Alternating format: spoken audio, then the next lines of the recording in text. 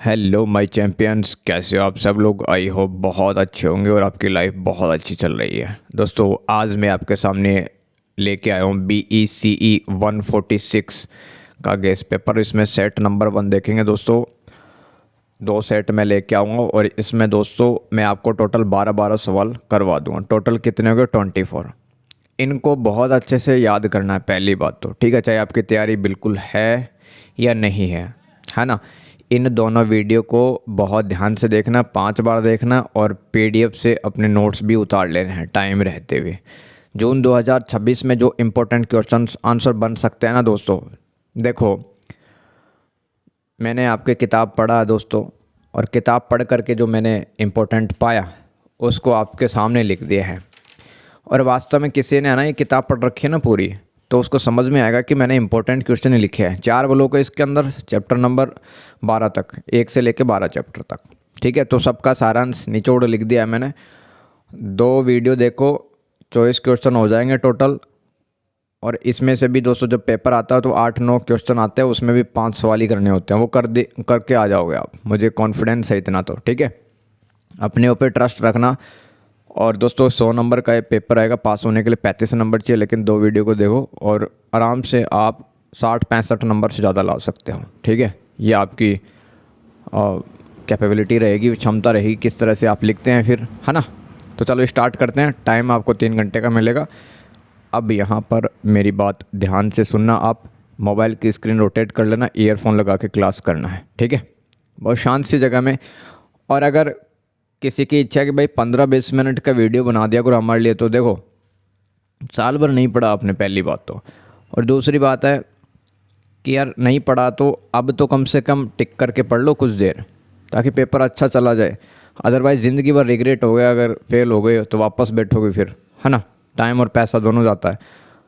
तो कोशिश रखो कि ये कम से कम 1.5 घंटे के आसपास वीडियो है, ठीक है। और आराम से इत्मीनान से देखना है, सुनना है, समझना है। फिर भी कोई वर्ड आपको समझ में नहीं आता है, कोई लाइन समझ में नहीं आता, तो कमेंट बॉक्स ओपन है, आप लिख सकते हैं, ठीक है, कि ये वापस से समझा दो। चलो स्टार्ट करते हैं। पहला क्वेश्चन, मौद्रिक नीति के उद्देश्य बताइए। देखो जो शुरुआती ब्लॉक मैंने कहा भाई 4 ब्लॉक आपकी किताब के अंदर है, टोटल 12 चैप्टर हैं। तो पहले ब्लॉक में मैंने बढ़िया सवाल लिया, मौद्रिक नीति का उद्देश्य मतलब भाई जो इसका जो काम है, क्यों यूज़फुल है ये आपको बताना है, इसका ऑब्जेक्टिव। और इसको इंग्लिश में कहते हैं मॉनेटरी पॉलिसी। तो देखो जिसके इंग्लिश मीडियम में कोई दिक्कत नहीं हो, क्योंकि अधिकतर वर्ड मैंने इंग्लिश में लिखे, लेकिन हिंदी में समझा दूँगा मैं, है ना। बाईलिंगुअल रहेगा ही। और फीडबैक ज़रूर देना यार, ठीक है, कैसा लगा आपको वीडियो। सबसे पहला क्वेश्चन, मौद्रिक नीति के उद्देश्य बताइए। देखो अच्छा आंसर लिखना है, अच्छे नंबर लाना है, तो भाई पहला तो भूमिका इंट्रोडक्शन अच्छा लिखना पड़ेगा, फिर मेन कंटेंट या मुख्य भाग जिसको आप कहते हो वो लिखो, फिर आपको निष्कर्ष लिखना होगा। अपने शब्दों में लिखो यार, और इजी लैंग्वेज के अंदर, ठीक है, ताकि एग्जामिनर समझ पाए आपने क्या लिखा है। और थोड़ा बहुत लिखावट को सुधार लो, आप सुंदर सुंदर अक्षर लिखा करो, ठीक है। हैंड राइटिंग ख़राब भी है तब भी आप खुले खुले अक्षर तो लिखा करो कम से कम। तो मौद्रिक नीति वह नीति है जिसके माध्यम से किसी देश का केंद्रीय बैंक, जैसे कि भारत का केंद्रीय bank reserve bank of India है, जैसे ये भारत में RBI है, वो हमारा भारत देश का केंद्रीय बैंक है। अर्थव्यवस्था में मुद्रा की आपूर्ति, ऋण की उपलब्धता, जैसे कि बैंक में जाते हैं कि भाई 10 लाख चाहिए, 15 लाख, 20 लाख चाहिए, 50 लाख चाहिए लोन के लिए, तो ये बैंकों के पास में जो पैसा आता है भाई, इसका देख रेख कौन करता है, किस बैंक के पास में कितने कम पड़ रहे हैं, कितने ज़्यादा हैं, ये RBI देखता रहता है। और अर्थव्यवस्था में, इकोनॉमी में जो मनी का सप्लाई है, पैसा तो बना रहना चाहिए ना बैंकों के अंदर, ठीक है, RBI देखता है। और ब्याज दरें, आपने देखा होगा कि कोरोना के अंदर ब्याज दरें घट गई थी, ठीक है। आप जैसे कि 20 लाख आपने बैंक से उठाया, SBI से, PNB से, HDFC से, तो जो ब्याज दर 6% लगेगा, 4.5% होगा, 7 होगा, कौन डिसाइड करेगा? RBI। तो ये जो नीति है ना, ये पॉलिसी है, इसी को कहते हैं मौद्रिक नीति, जिसके माध्यम से किसी देश का केंद्रीय बैंक, जैसे कि भारत में RBI, अर्थव्यवस्था में मुद्रा की आपूर्ति, ऋण की उपलब्धता तथा ब्याज दरों के नियंत्रित करता है। इसका मुख्य उद्देश्य अर्थव्यवस्था में स्थिरता, विकास और संतुलन बनाए रखना होता है। क्योंकि आपने देखा था कि यार कोरोना के अंदर भी RBI ने कितना शानदार काम किया था। ऐसा लग रहा था कि अब तो देश के अंदर पैसों की तंगी आ जाएगी और यहाँ पर इकोनॉमिक सिचुएशंस ख़राब हो जाएगी, देश में आपातकाल लग सकता, फाइनेंशियल इमरजेंसी आ सकती है, लेकिन thanks to RBI and officers इतना अच्छा काम करते हैं। इसका मुख्य उद्देश्य अर्थव्यवस्था में यानी कि मौद्रिक नीति मॉनेटरी पॉलिसी का जो मुख्य उद्देश्य रहता है अर्थव्यवस्था में स्थिरता स्टेबिलिटी लाना, डेवलपमेंट के काम होते हैं देश में और संतुलन बनाए रखना होता है। किसी भी आधुनिक अर्थव्यवस्था में मौद्रिक नीति केवल महंगाई नियंत्रित करने का साधन नहीं है, बल्कि ये तो विकास, देखो देश में डेवलपमेंट के प्रोजेक्ट भी चलते हैं, जैसे कि मेट्रो बनता है, यूनिवर्सिटी बनते हैं, हॉस्पिटल बनते हैं, ठीक है, सड़कें बनती हैं, सबवे बनते हैं, रोजगार और वित्तीय स्थिरता का भी आधार है मौद्रिक नीति। अगर ये ढंग से नहीं भी नहीं तो न तो नौकरी लग पाएगी, नौकरी में लग भी गए तो बोनस वगैरह सैलरी वगैरह टाइम से नहीं आ पाएगा, देश में विकास नहीं हो पाएगा। कुल मिला के वित्तीय स्थिरता का भी आधार है कौन सी नीति? मौद्रिक नीति। अब इसके प्रमुख उद्देश्य क्या? सबसे पहले इस तरह से लिख दोगे ना तो एग्जामिनर का दिमाग भाई ठंडा हो जाएगा, उसको पता कि बंदा पढ़ के आया और वास्तव में सही तरीके से लिख रहा, बिल्कुल पॉइंट टू पॉइंट लिख रहा है। यहाँ पर मूल्य स्थिरता लिख दो कि पहला उद्देश्य यह है प्राइस स्टेबिलिटी। मौद्रिक नीति का सबसे महत्वपूर्ण उद्देश्य महंगाई को नियंत्रित करना है। ऐसे तो देखो मौद्रिक नीति जिस देश की अच्छी नहीं होती, जैसे कि पाकिस्तान की बिल्कुल अच्छी नहीं, टमाटर बिक रहे 1 किलो 350 रुपये के, पेट्रोल बिक रहा 700 रुपये 1 लीटर, तो वहाँ पर क्या है मौद्रिक नीति अच्छी नहीं है। लेकिन भारत जैसे देशों की दोस्तों मौद्रिक नीति बहुत शानदार है। अभी यदि वस्तुओं और सेवाओं के दाम बहुत तेज़ी से बढ़ते हैं, कोई भी कमोडिटी हो गया, गुड्स हो गया और सर्विस हो गई है, उसके अगर दाम बहुत तेज़ी से बढ़ते हैं तो जनता की जो क्रय शक्ति है, भाई आपके पास 10,000 है, ठीक है, आपके घर में 4-5 मेंबर हैं, अब मैं मान लो आप टमाटर आलू खरीद रहे हो 20-20 रुपये किलो, अचानक से दोस्तों 200 रुपये किलो हो जाता है, क्या आपका परिवार है वो अब खाना भी खा पाएगा? तो आप क्योंकि जेब में तो 10,000 लेके घूम रहे हो तो आपकी जो परचेसिंग पावर वो घट जाएगी। दूसरी ओर बहुत कम महंगाई या गिरते दाम भी अर्थव्यवस्था के लिए नुकसानदायक हो सकते हैं। देखो एक तो महंगाई और मतलब सामान इतना भी महंगा ना हो कि लोग खरीद ना सके, और सामान इतना भी सस्ता नहीं हो कि लोग भर भर के अपने घरों में ले जाएं। इसीलिए जो केंद्रीय बैंक जो रहता है ना, सेंट्रल बैंक, उसका कोशिश ही रहता है दोस्तों कीमतों में संतुलित और नियंत्रित वृद्धि बनी रहे। मॉनेटरी नीति पॉलिसी यानी कि मौद्रिक नीति का दूसरे उद्देश्य आर्थिक विकास को बढ़ावा देना, प्रमोटिंग इकोनॉमिक ग्रोथ, क्योंकि देश में उत्पादन, निवेश, इन्वेस्टमेंट भी होगा, प्रोडक्शन के काम भी होंगे, फैक्ट्री, कारखाने, धंधा लोग करते हैं, व्यापार को प्रोत्साहन करना होता है। जब ब्याज दरें कम होती हैं, जब इंटरेस्ट रेट कम होता है ना, तो उद्योगों और व्यापारियों को सस्ता ऋण मिल जाता है। जैसे कि मान लो आपको 20 लाख रुपए पैसा चाहिए, ठीक है, इस पैसे के लिए आपको पहले 6% ब्याज दर पे मिल रहा था पैसा, अब मान लो 6% की जगह 4.5% होगा, तो 20 लाख की जगह 25 लाख ले लोगे, क्योंकि आपको पता है कि भाई ये सही मौका है, ब्याज दर कम ब्याज देना पड़ेगा, इंटरेस्ट कम देना पड़ेगा, तो जो व्यापारी हैं उनको फ़ायदा होता है, जिससे कि वे निवेश बढ़ाते हैं, इससे उत्पादन बढ़ता है, अर्थव्यवस्था में गति आती है। अगर ब्याज दर कम होता है तो ध्यान रखना, ब्याज दर कम होगा तो क्या क्या होगा। तीसरा उद्देश्य है पूर्ण रोजगार की दिशा में सहायता, जनरेशन ऑफ एम्प्लॉयमेंट। जो नौकरी करते हैं, सरकार भर्ती और वैकेंसी वगैरह निकालती है ना, तो जब निवेश और उत्पादन बढ़ेंगे, यानी कि इन्वेस्टमेंट पैसा भी लोग लगा रहे हैं, प्रोडक्शन भी बढ़ रहा है, तो नए उद्योग, नए इंडस्ट्री और सर्विसेज विकसित होती है, जिससे रोजगार के अवसर बढ़ते हैं, मतलब तरह तरह के एम्प्लॉयमेंट है वो जनरेट होते हैं। इस तरह मौद्रिक नीति अप्रत्यक्ष रूप से, इनडायरेक्ट वे में भाई लोग काम धंधा उनको मिल जाएगा तो बेरोजगारी कम होगी ना। फोर्थ है विनिमय दर में स्थिरता, एक्सचेंज रेट स्टेबिलिटी। किसी देश की ध्यान रखना मुद्रा का जो करेंसी होता है ना किसी भी कंट्री का, जैसे कि इंडियन रूपी है भारत का, विदेशी मुद्राओं के मुकाबले स्थिर रहना भी आवश्यक है। अभी $1 लगभग 85 रुपये के आसपास चल रहा है, यानी कि अगर आपको $1 खरीदना है तो 85 रुपये 85 रुपीज़ देने पड़ेंगे आपको। मान लो ये 200 रुपये हो जाए तो हमारा रुपया क्या होगा, कमज़ोर होगा। अगर मान लो $1 खरीदने के लिए आपको 50 रुपये ही अब देने पड़ रहे हैं तो रुपया क्या होगा, मजबूत होगा, क्योंकि अब कम पैसे हमें देने पड़ रहे हैं। यदि विनिमय दर यानी कि एक्सचेंज रेट में अगर अत्यधिक उतार चढ़ाव तो आयात निर्यात प्रभावित होते हैं, हमारे इंपोर्ट एक्सपोर्ट इम्पैक्ट पड़ता भाई। मौद्रिक नीति विदेशी व्यापार के लिए अनुकूल वातावरण तैयार करने में मदद करती है। अगर आपकी मॉनेटरी पॉलिसी अच्छी है तो आपका फॉरेन ट्रेड के लिए माहौल बन जाएगा, इन्वायरमेंट बन जाएगा देश के लिए।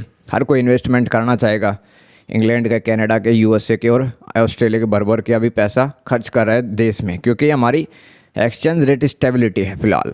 आगे है पांचवा उद्देश्य ऋण और मुद्रा आपूर्ति का नियंत्रण, कंट्रोल ऑफ क्रेडिट, यानी कि पैसा वगैरह उधार देना, एंड मनी सप्लाई। हमारा जो केंद्रीय बैंक जैसे कि आरबीआई सुनिश्चित करता है, अश्योर करता है कि अर्थव्यवस्था में यानी कि इकोनॉमी में ना तो अत्यधिक पैसा हो न बहुत कमी हो। अत्यधिक मुद्रा आपूर्ति से महंगाई बढ़ सकती है। भाई सबके पास में मान लो आपका जो पिताजी है ना 30,000 कमा रहे हैं, 3 लाख मान लो कमाने लग जाए, सबका ऐसा ही पैसा बढ़ जाए तो क्या होगा, महंगाई बढ़ जाएगी, जबकि कम मुद्रा आपूर्ति से आर्थिक गतिविधियां मंद पड़ जाएंगी, क्योंकि व्यापारियों को प्रोत्साहन नहीं मिलेगा, प्रमोट ही नहीं करेंगे आप, पैसा नहीं है किसी के पास में, कहाँ से मशीन आएगा, कहाँ से रॉ मटेरियल कच्चा माल आएगा। इसलिए ऋण नियंत्रण यानी कि क्रेडिट कंट्रोल मौद्रिक नीति का मूल उद्देश्य है। छठा उद्देश्य वित्तीय स्थिरता, फाइनेंशियल स्टेबिलिटी। मौद्रिक नीति का एक आधुनिक उद्देश्य बैंकिंग और वित्तीय प्रणाली को सुरक्षित, मजबूर और स्थिर बनाए रखना। यदि बैंकिंग प्रणाली कमज़ोर होगी तो संकट पैदा होगा। देखो, टॉपर लाइक आंसर लिखना है, टू द पॉइंट। कुछ लोग पूछते हैं कि क्या पैराग्राफ में लिखें या पॉइंट टू पॉइंट लिखें, हेडिंग बना के लिखें। तो देखो, आंसर अगर कॉन्फिडेंस आपके अंदर कि मुझे पूरा आंसर आता, मैं लिख सकती हूँ, तो आप हेडिंग डाल के लिखें मेरे जैसे। और लगता है कि यार मैं कुछ पॉइंट भूल गई हूँ, हेडिंग भूल गई हूँ, तो आप फिर पैराग्राफ बना के लिख दें। निष्कर्ष लिखें, शानदार निष्कर्ष। मौद्रिक नीति के उद्देश्य बहुआयामी है, यानी कि इसका एक ही उद्देश्य नहीं है कि महंगाई को कम करना है, इसके तो अलग अलग पक्ष हैं, मल्टी डायमेंशनल हैं इसके ऑब्जेक्टिव। इसका लक्ष्य, मौद्रिक नीति का लक्ष्य जो है, केवल मुद्रा नियंत्रण नहीं बल्कि मूल्य स्थिरता यानी कि प्राइस में स्टेबिलिटी आती है, आर्थिक विकास, इकोनॉमिक डेवलपमेंट के काम होते हैं, प्रोजेक्ट परियोजनाएं चलती हैं, रोजगार सृजन, लोगों को काम धंधा मिलता है, विनिमय दर संतुलन, एक्सचेंज रेट में बैलेंस स्थापित होता है, और वित्तीय स्थिरता यानी कि फाइनेंशियल स्टेबिलिटी इंश्योर होती है। एक प्रभावी मौद्रिक नीति किसी भी राष्ट्र की अर्थव्यवस्था को, अगर किसी भी देश में, किसी भी कंट्री के पास अगर अच्छी मॉनेटरी पॉलिसी है तो देश की अर्थव्यवस्था मजबूत बनेगी। इसलिए कहा जा सकता है कि मौद्रिक नीति आर्थिक प्रबंधन का एक महत्वपूर्ण उपकरण है, एक टूल है जिससे अपन इकोनॉमिक मैनेजमेंट कर सकते हैं कंट्री का। तो कैसा लगा पहला क्वेश्चन और उसका आंसर, मेरे को ज़रूर फीडबैक बताना है आपको, ठीक है, प्रतिक्रिया जरूर देनी है। और मैं भी लर्नर हूँ, गलतियाँ हो सकती है ना मेरे से, और कुछ समझ में नहीं है तो पूछ लेना, कोशिश करूँगा बताने की। क्वेश्चन नंबर 2, सन 2000 ईस्वी के बाद भारत की मौद्रिक नीति सुधारों पर प्रकाश डालिए। यानी कि आज 2026 चल रहा, तो दोस्तों आज से लगभग 25-26 साल पहले हमने कुछ सुधार किए थे, जिसकी वजह से हमारा जो मॉनेटरी पॉलिसी है वो सुधरा। क्या क्या सुधार हुए हैं वो ही बताना आपको। तो भूमिका इंट्रोडक्शन, अच्छा इंट्रोडक्शन लिखो ताकि एग्जामिनर को अच्छे से प्रभावित कर पाओ, नंबर देने के लिए मजबूर हो जाए, पूरा आंसर ना पड़े आपका, ऐसी भूमिका हो आप लिखो आप, ठीक है, वो प्रैक्टिस से आता भाई। सन 2000 ईस्वी के बाद में भारतीय अर्थव्यवस्था अधिक खुली, बाजार आधारित और वैश्विक प्रभाव से जुड़ी हुई है। यानी कि दोस्तों अलग अलग विदेशों की कंपनियां भारत में स्थापित होने लगी, चाहे वो होंडा, हीरो होंडा हो, चाहे सुजुकी हो, सॉफ्टवेयर कंपनीज़ हो, है ना, लाइक गूगल, सैमसंग, माइक्रोसॉफ्ट, ये सब आने लग गया। हमारा बाज़ार खोल दिया गया, कोई भी इन्वेस्टमेंट करे, ठीक है। और वैश्वीकरण में यही तो होता है कि आप अपने जो बाज़ार हैं उसको खोल देते हैं दुनिया भर के लिए, आयात निर्यात काफ़ी ज़्यादा बढ़ता है। ऐसा ही 2000 ईस्वी के बाद में देखने को मिला। ऐसी स्थिति में आरबीआई को मौद्रिक नीति के पारंपरिक तरीकों से आगे बढ़कर अधिक लचीले, यानी कि समय के साथ जैसे जैसे टाइम बढ़ता ना वैसे वैसे मॉनेटरी पॉलिसी, मौद्रिक नीति में परिवर्तन आवश्यक थे। लचीलापन, फ्लेक्सिबिलिटी जरूरी थी, प्रभावी और त्वरित उपकरण अपनाने पड़े। इसी दौर में मौद्रिक नीति को अधिक वैज्ञानिक, यानी कि हमारी जो मॉनेटरी पॉलिसी है 2000 ईस्वी के बाद में साइंटिफिक बनाएगी, बाजारोन्मुख, यानी कि बाजार को आगे बढ़ाने के लिए, बाजार में ज़्यादा से ज़्यादा पैसा आए, लोगों को एम्प्लॉयमेंट मिले, प्रोडक्शन हो, और पारदर्शी बनाने हेतु कई महत्वपूर्ण सुधार किए। अब इसके अंदर दोस्तों कुछ सुधार आपकी किताब में दे रखे हैं, ये मैंने लिख दिए हैं। जैसे कि ओपन मार्केट ऑपरेशंस, इसको हर वर्ड को हिंदी में समझने की कोशिश मत करो, क्योंकि इकोनॉमी है दोस्तों अधिकतर है ना इंग्लिश का गेम है, और डरना नहीं है। जिस चीज़ से डरोगे ना वो चीज़ उतना ही सताएगी, ध्यान रखना। तो 2000 ईस्वी के बाद में मॉनेटरी पॉलिसी को ठीक करने के लिए हम कुछ उपाय लेके आते हैं, जैसे कि ओपन मार्केट ऑपरेशन पहला, इसको इंग्लिश में याद रखना, जैसे कि, और इसको देवनागरी स्क्रिप्ट में लिख देना, लेकिन जैसे कि मैंने नीचे लिखा है ओपन मार्केट ऑपरेशंस। जो कोई बंदा बोलेगा कि ऑपरेशंस को हिंदी में लिखो, तो ऑपरेशन को क्या बोलते हैं पता है आपको, संक्रियाएं, तो ऐसे उलझे रहोगे फिर। ऑपरेशन को ऑपरेशन रहने दो। फिर लिक्विडिटी एडजस्टमेंट फैसिलिटी, लिक्विडिटी क्या होती है, तरलता, इसको हिंदी में कहते हैं। ये दूसरा सुधार था, मैं बता देता हूँ। जैसे कि आपके पास में गहने हैं 10 लाख रुपए के, है ना, और आपको ज़रूरत पड़ गई 5 लाख रुपए की, तो आपने बेच दिए तुरंत। और आपके पास में मान लो एक प्लाट है, उसको बेचना चाहते हो, आपको 5 लाख की नीड है इमरजेंसी में। मेरे को बताओ, गहने से जल्दी पैसे मिलेंगे बेच के या फिर प्लाट को बेच के? तो आप क्या बोलेंगे, ज्वेलरी जो है उसको बेच करके जल्दी पैसे मिल जाएंगे, वो ज़्यादा तरल है, उसमें ज़्यादा लिक्विडिटी है। प्लाट में तो आपको पहले तो ग्राहक कस्टमर देखना पड़ेगा, ठीक है, और फिर नेगोशिएशन सौदेबाजी करनी पड़ेगी प्लाट की, टाइम लग जाएगा ना, क्योंकि आपको तो इमरजेंसी के अंदर चाहिए 10 लाख 5 लाख रुपए। तो लिक्विडिटी मतलब कोई चीज़ का मतलब कितनी जल्दी बिक सकती है, उसकी तरलता लिक्विडिटी कहलाती है। तीसरा उपाय क्या किया हमने, मॉनेटरी पॉलिसी को सुधारने के लिए मार्केट स्टेबलाइजेशन स्कीम लेके आए अपन। स्कीम मतलब एक योजना लेके आए बाज़ार को स्थिर करने के लिए। फिर चौथा है मार्जिनल स्टैंडिंग फैसिलिटी, MSF कहते हैं इसको। तो पहला क्या, ओपन मार्केट ऑपरेशन, इसके अंतर्गत RBI खुले बाजार में सरकारी प्रतिभूतियों की खरीद बिक्री करता है। सरकारी प्रतिभूति होती क्या है, गवर्नमेंट सिक्योरिटीज़। जैसे कि सरकार को अगर पैसा चाहिए, जैसे कि 5,000 करोड़ रुपया चाहिए सरकार को, है ना, तो कैसे वो मार्केट से पैसा उठाएगी, बॉन्ड वगैरह बेच करके, बॉन्ड वगैरह बेच करके, ठीक है। तो उनको कहते हैं सरकारी प्रतिभूतियाँ। इसका उद्देश्य अर्थव्यवस्था में मुद्रा आपूर्ति और तरलता को नियंत्रित करना होता है। ओपन मार्केट ऑपरेशंस का मतलब RBI खुले बाजार में गवर्नमेंट सिक्योरिटीज़ को बेचता है, खरीद बिक्री करता है उसकी। यदि बाजार में नकदी अधिक हो, जैसे कि मार्केट के अंदर पैसा पड़ा हुआ 50,000 करोड़ रुपए, सरकार को चाहिए 5,000 करोड़ रुपए, तो RBI क्या करेगा, क्योंकि RBI सरकार की हेल्प तो करता है। सरकार के नेता बोलेंगे भाई पैसा चाहिए 5,000 करोड़ रुपए, है ना, हाईवे बनाना है, हॉस्पिटल्स बनाने, यूनिवर्सिटी बनाना, 5,000 करोड़ रुपए आप ला के दो, तो RBI क्या करेगा, सरकारी प्रतिभूति गवर्नमेंट सिक्योरिटीज़ को बेचेगा, उसको बेच करके जो पैसा मिलेगा वो सरकार को दे देगा। तो यदि बाजार में बहुत ज़्यादा केस पड़ा हुआ हो तो RBI प्रतिभूतियाँ सिक्योरिटीज़ बेच करके अतिरिक्त धन को सोख लेता है। इसके विपरीत नकदी की कमी होने पर प्रतिभूतियाँ खरीद कर धन प्रवाहित होता रहता है।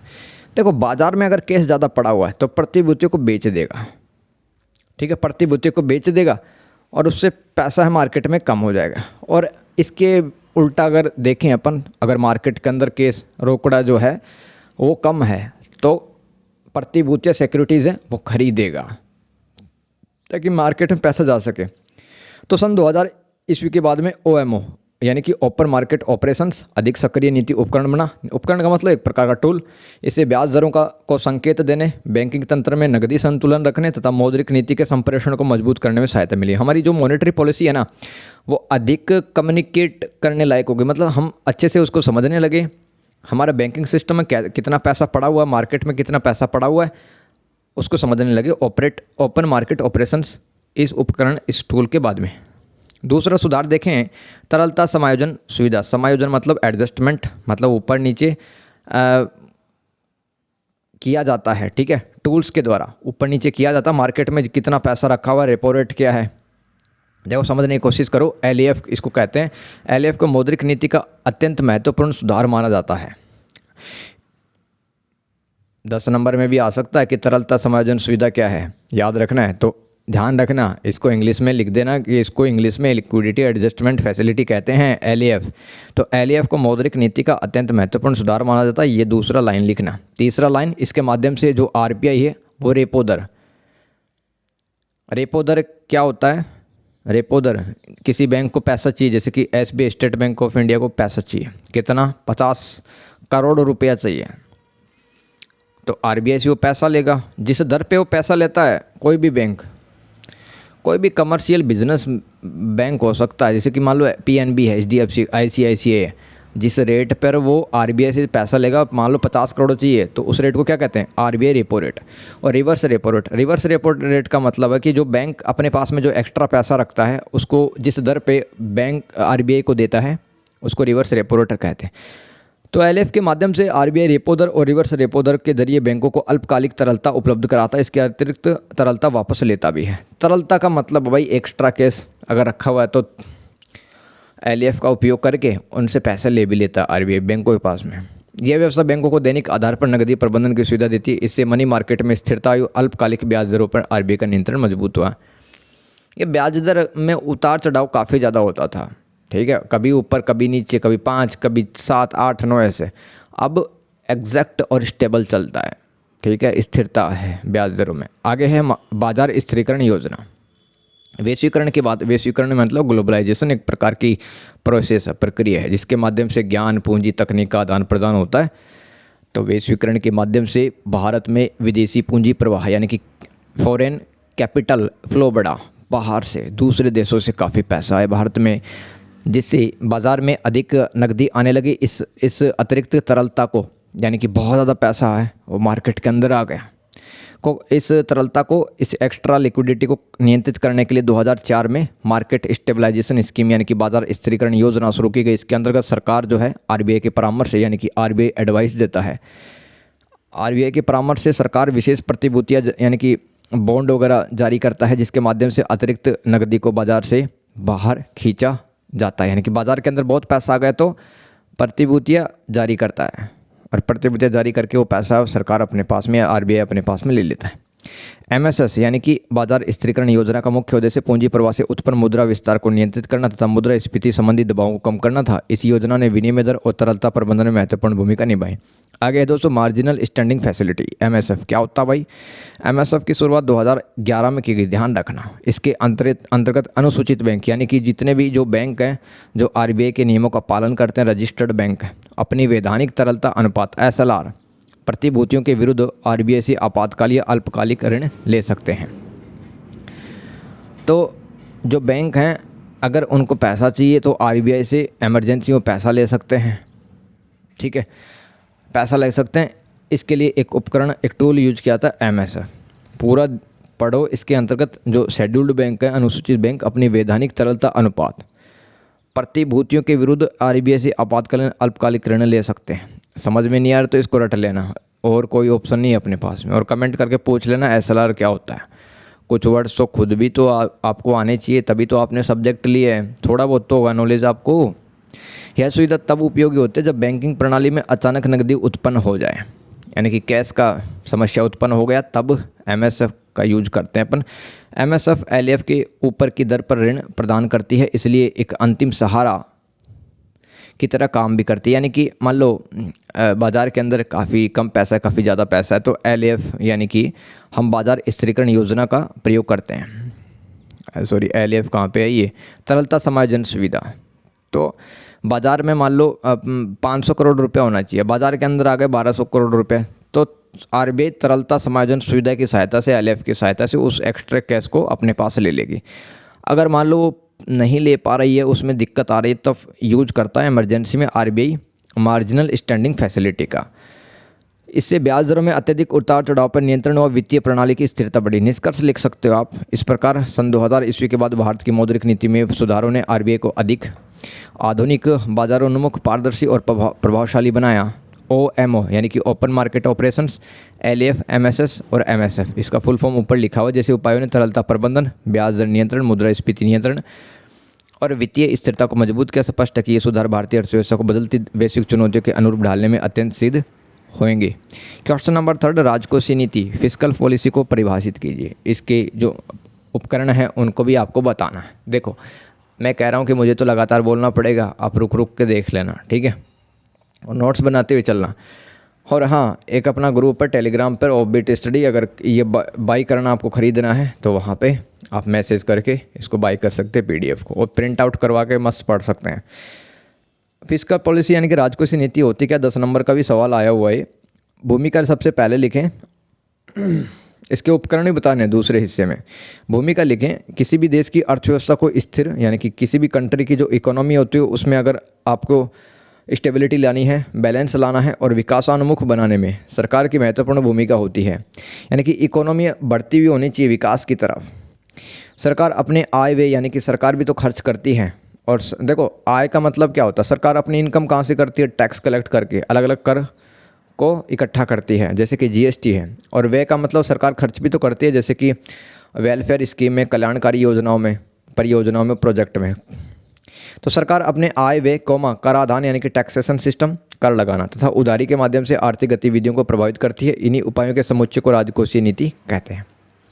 तो कुल मिला के राजकोषीय नीति क्या है, जिसमें सरकार अपना आय व्यय का हिसाब किताब रखती है, कराधान यानी कि टैक्स से कितना पैसा है और उधारी कितनी दे दी, ये सब जो चीज़ें हैं राजकोषीय नीति में पढ़ते हैं। यह नीति विशेष रूप से आर्थिक विकास, रोजगार, मूल्य स्थिरता, आय वितरण में समानता तथा मंदी, महंगाई के नियंत्रण के लिए अपनाई जाती है। इसलिए राजकोषीय नीति आधुनिक लोक वित्त का एक अत्यंत महत्वपूर्ण विषय है। आगे चलते हैं, राजकोषीय नीति से आशय उस नीति से जिसके अंतर्गत सरकार करों, सार्वजनिक व्यय, सार्वजनिक ऋण तथा बजट के माध्यम से अर्थव्यवस्था को प्रभावित करती है। ये मैंने पूरी इसकी डेफिनेशन लिख दी है कि फिस्कल पॉलिसी क्या होती है। क्या होती है? सरकार टैक्सेस और पब्लिक एक्सपेंडिचर और पब्लिक बोरोइंग यानी कि सार्वजनिक ऋण देना और बजट के माध्यम से अर्थव्यवस्था को प्रभावित करती है। उस नीति को राजकोषीय नीति कहते हैं। सरकार द्वारा अपने आय और व्यय के साधनों का उपयोग करके आर्थिक लक्ष्यों को प्राप्त करने की नीति राजकोषीय नीति कहलाती है। इसके प्रमुख उपकरण है या टूल्स देख ले। पहला है टैक्सेशन, कराधान। देखो, जो टैक्स होता है, कर होता है, राजकोषीय नीति यानी कि फिस्कल पॉलिसी का सबसे महत्वपूर्ण उपकरण है, टूल है। सरकार करों की दरों को बढ़ाकर या घटाकर लोगों की क्रय शक्ति और मांग को प्रभावित कर सकती है। अब सरकार को लगता है कि लोगों के पास पैसा बहुत आ गया है, ठीक है, लोगों के पास पैसा बहुत आ गया और कुछ भी खरीदे जा रहे हैं लोग, तो सरकार क्या करेगी? जैसे कि गाड़ी है, मोबाइल है, टैबलेट, काफ़ी ज़्यादा टैक्स बढ़ा देगी, तो कम खरीदेंगे ना हम उस चीज़ को। इस तरह से वो मांग को प्रभावित कर सकती है। कर बढ़ाने से लोगों की आय का उपभोग योग्य भाग घटता है, यानी कि टैक्स बढ़ा दोगे तो आपका जो इनकम का अधिकांश हिस्सा है वो बचाने लग जाओगे। अब कम खरीदोगे ना। अब जैसे कि 25,000 का कोई मोबाइल आ रहा है, उस पर टैक्स बढ़ा दिया सरकार ने, वो हो गया 31,000 का, तो कोई खरीदेगा? उसको बहुत कम लोग खरीदेंगे, जिससे मांग कम होती है, डिमांड कम हो जाती है। और कर घटाने से, टैक्स कम करने से लोगों के पास में अधिक आय बचती है और जिससे उपभोग और निवेश बढ़ता है। इस प्रकार कराधान का उपयोग मुद्रास्फीति नियंत्रण यानी कि टैक्सेशन का जो यूज है वो इन्फ्लेशन को कंट्रोल करने में, महंगाई, मुद्रास्फीति मतलब महंगाई को नियंत्रित करने और विकास को प्रोत्साहन दोनों के लिए किया जाता है। आगे है क्या पढ़ रहे हैं अपन? देखो, भूल मत जाना ये सवाल। राजकोषीय नीति का डेफिनेशन बता दिया और इसके उपकरण हम पढ़ रहे हैं, इसके टूल पढ़ रहे हैं भाई, है ना, कि किन की सहायता से, किन साधनों की सहायता से हम राजकोषीय नीति का निर्माण करते हैं। दूसरा, सार्वजनिक व्यय। सरकार जब सड़कों, शिक्षा, स्वास्थ्य, सिंचाई, रक्षा, रोजगार योजनाओं पर खर्च करती है तो उसे सार्वजनिक व्यय कहते हैं। व्यय बढ़ाने से उत्पादन, रोजगार और आय बढ़ती है। मंदी के समय सरकार सार्वजनिक व्यय बढ़ाकर अर्थव्यवस्था को गति देती है। भारत में मनरेगा, जिसमें अब तो 125 दिन है ना गांव के लोगों को रोजगार मिलता है, और मनरेगा 2005 में स्टार्ट हुई थी। अब इसका नाम होगा जी राम जी, ठीक है। अब संरचना निर्माण का मतलब है भाई रेलवे का निर्माण, अस्पतालों का निर्माण, मूलभूत संरचना भी कहते हैं। और कल्याणकारी योजनाएं, इसके लिए तो सरकार पैसे खर्च करती है, इसको कहते हैं सार्वजनिक व्यय। सार्वजनिक ऋण क्या है? Public borrowing. जब सरकार अपने व्यय को पूरा करने के लिए जनता, बैंकों या विदेशी संस्थाओं से ऋण ले लेती है। सरकार को जैसे कि 10,000 करोड़ रुपए चाहिए, उसको सब कुछ बनाना है, सड़कें बनानी है, हॉस्पिटल बनानी है, सब, तो क्या करती है सरकार? जनता से, बैंकों से, विदेशी संस्थाओं से ऋण लेती है। जैसे कि हम विश्व बैंक से और IMF से भी ऋण लेते हैं, तो इसे सार्वजनिक ऋण कहते हैं, पब्लिक बोरोइंग। इसका उपयोग विकास कार्यों, बजट घाटे की पूर्ति तथा विशेष परिस्थितियों में किया जाता है। यदि ऋण का उपयोग उत्पादक कार्यों में हो तो यह अर्थव्यवस्था के लिए लाभकारी सिद्ध होता है। जैसे कि हाईवे बना दिया, काम की तो चीज़ है ना, ऐसी चीज़ मत बनाओ जो किसी काम नहीं आ रही है, जिससे पैसा भी नहीं मिलने वाला सरकार को, नहीं तो सरकार और घाटे में चली जाएगी फिर। आगे है बजटीय नीति।